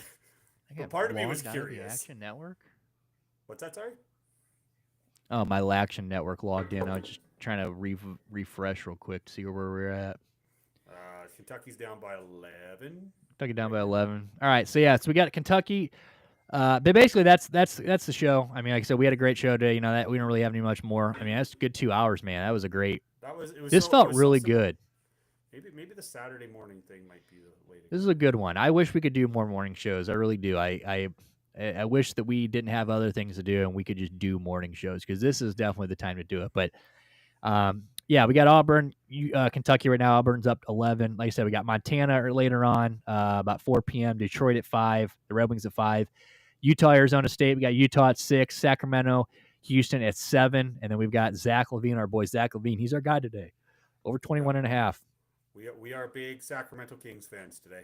We are rooting for Sacktown, baby. So, man, I'm glad you got to come. I appreciate you coming. I know you got traveling and shit to do today or something you got to do today. So I appreciate you. Barbecue for the birthday for one of my friends.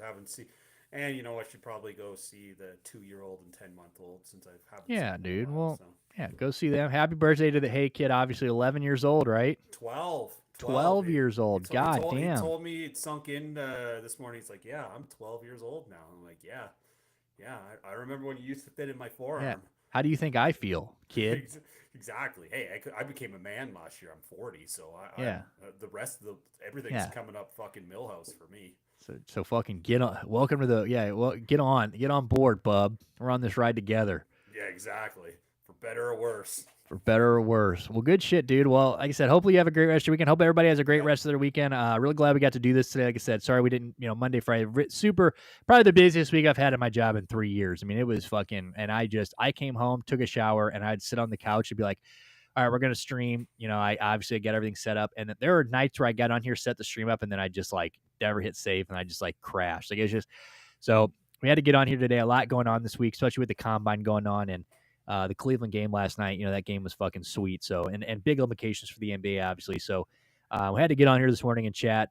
Big day in the bet books. So hopefully we can, Auburn can slow down here for a few minutes and we can catch up here on the scoreboard and maybe we can get another clean sweep day. Went 3-0 yesterday.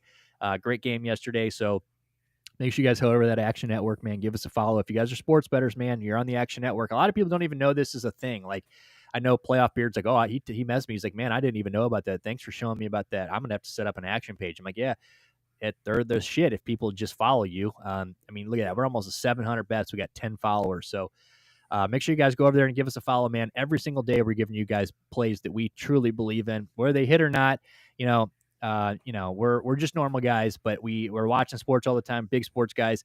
We're doing the research. We're not just blindly fucking setting bets, so we're giving you bets that we truly believe are going to hit, that we're putting our personal money on, and we're not telling you to bet on these things and then we're running and putting money on other things. We're betting. If you lose, we lose right there with you. So, and they're 100% free. So, even if we become the page that you hate and you say, oh, they bet those 4 things, we're going to bet against those 4 things. Sure. We'd love to be that for you. We would love to be we just fade Derelict Sports 365 days of the year and we are profited every time. I love that. What does Playoff Beard say? It's not financial advice. Not financial advice. So I always see people do that. Maybe we should say that more often. Not financial advice. But go ahead and go put your money on that shit because we believe it. As I say, you're always use all or what a guy that I follow. His name's Yanni the Greek, and that's his big thing. Love it, hate it, trash it, do whatever you want with the information. You're the idiot that makes the final decision. So when you click on it, it's your decision. But believe in it. Exactly. So, by the way, Kentucky has got it back down to 6. So.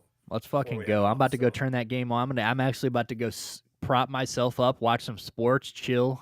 Shan's here. She just run around this morning. I'm going to go say hi to her, and we're just going to hang out, dude. So, man, like I said, appreciate everybody that came out today. We had a bunch of good little turnout on X today. Hopefully we get some new followers. If you guys are on YouTube, man, or wherever you guys are watching, hit that subscribe button, hit that follow button. Live Monday, Wednesday, Friday, 7 p.m. Central. Usually we go for about 2 hours, whatever. We'll just talk about whatever's hot, whatever's, going on, whatever we think that the world needs to know. So make sure you guys follow us on that. Go get that follow over on Action Network. Lock those bets in, and we will see you guys on Monday at 7 p.m. You guys have a good rest of your weekend. Dale, you want to say anything before we head out of here? Just have a great weekend, everybody. Be safe out there, and let's go do some DJing shit. All right, baby. All right, guys. We'll see you guys on Monday. It's been Derelict Sports. See you later. Peace.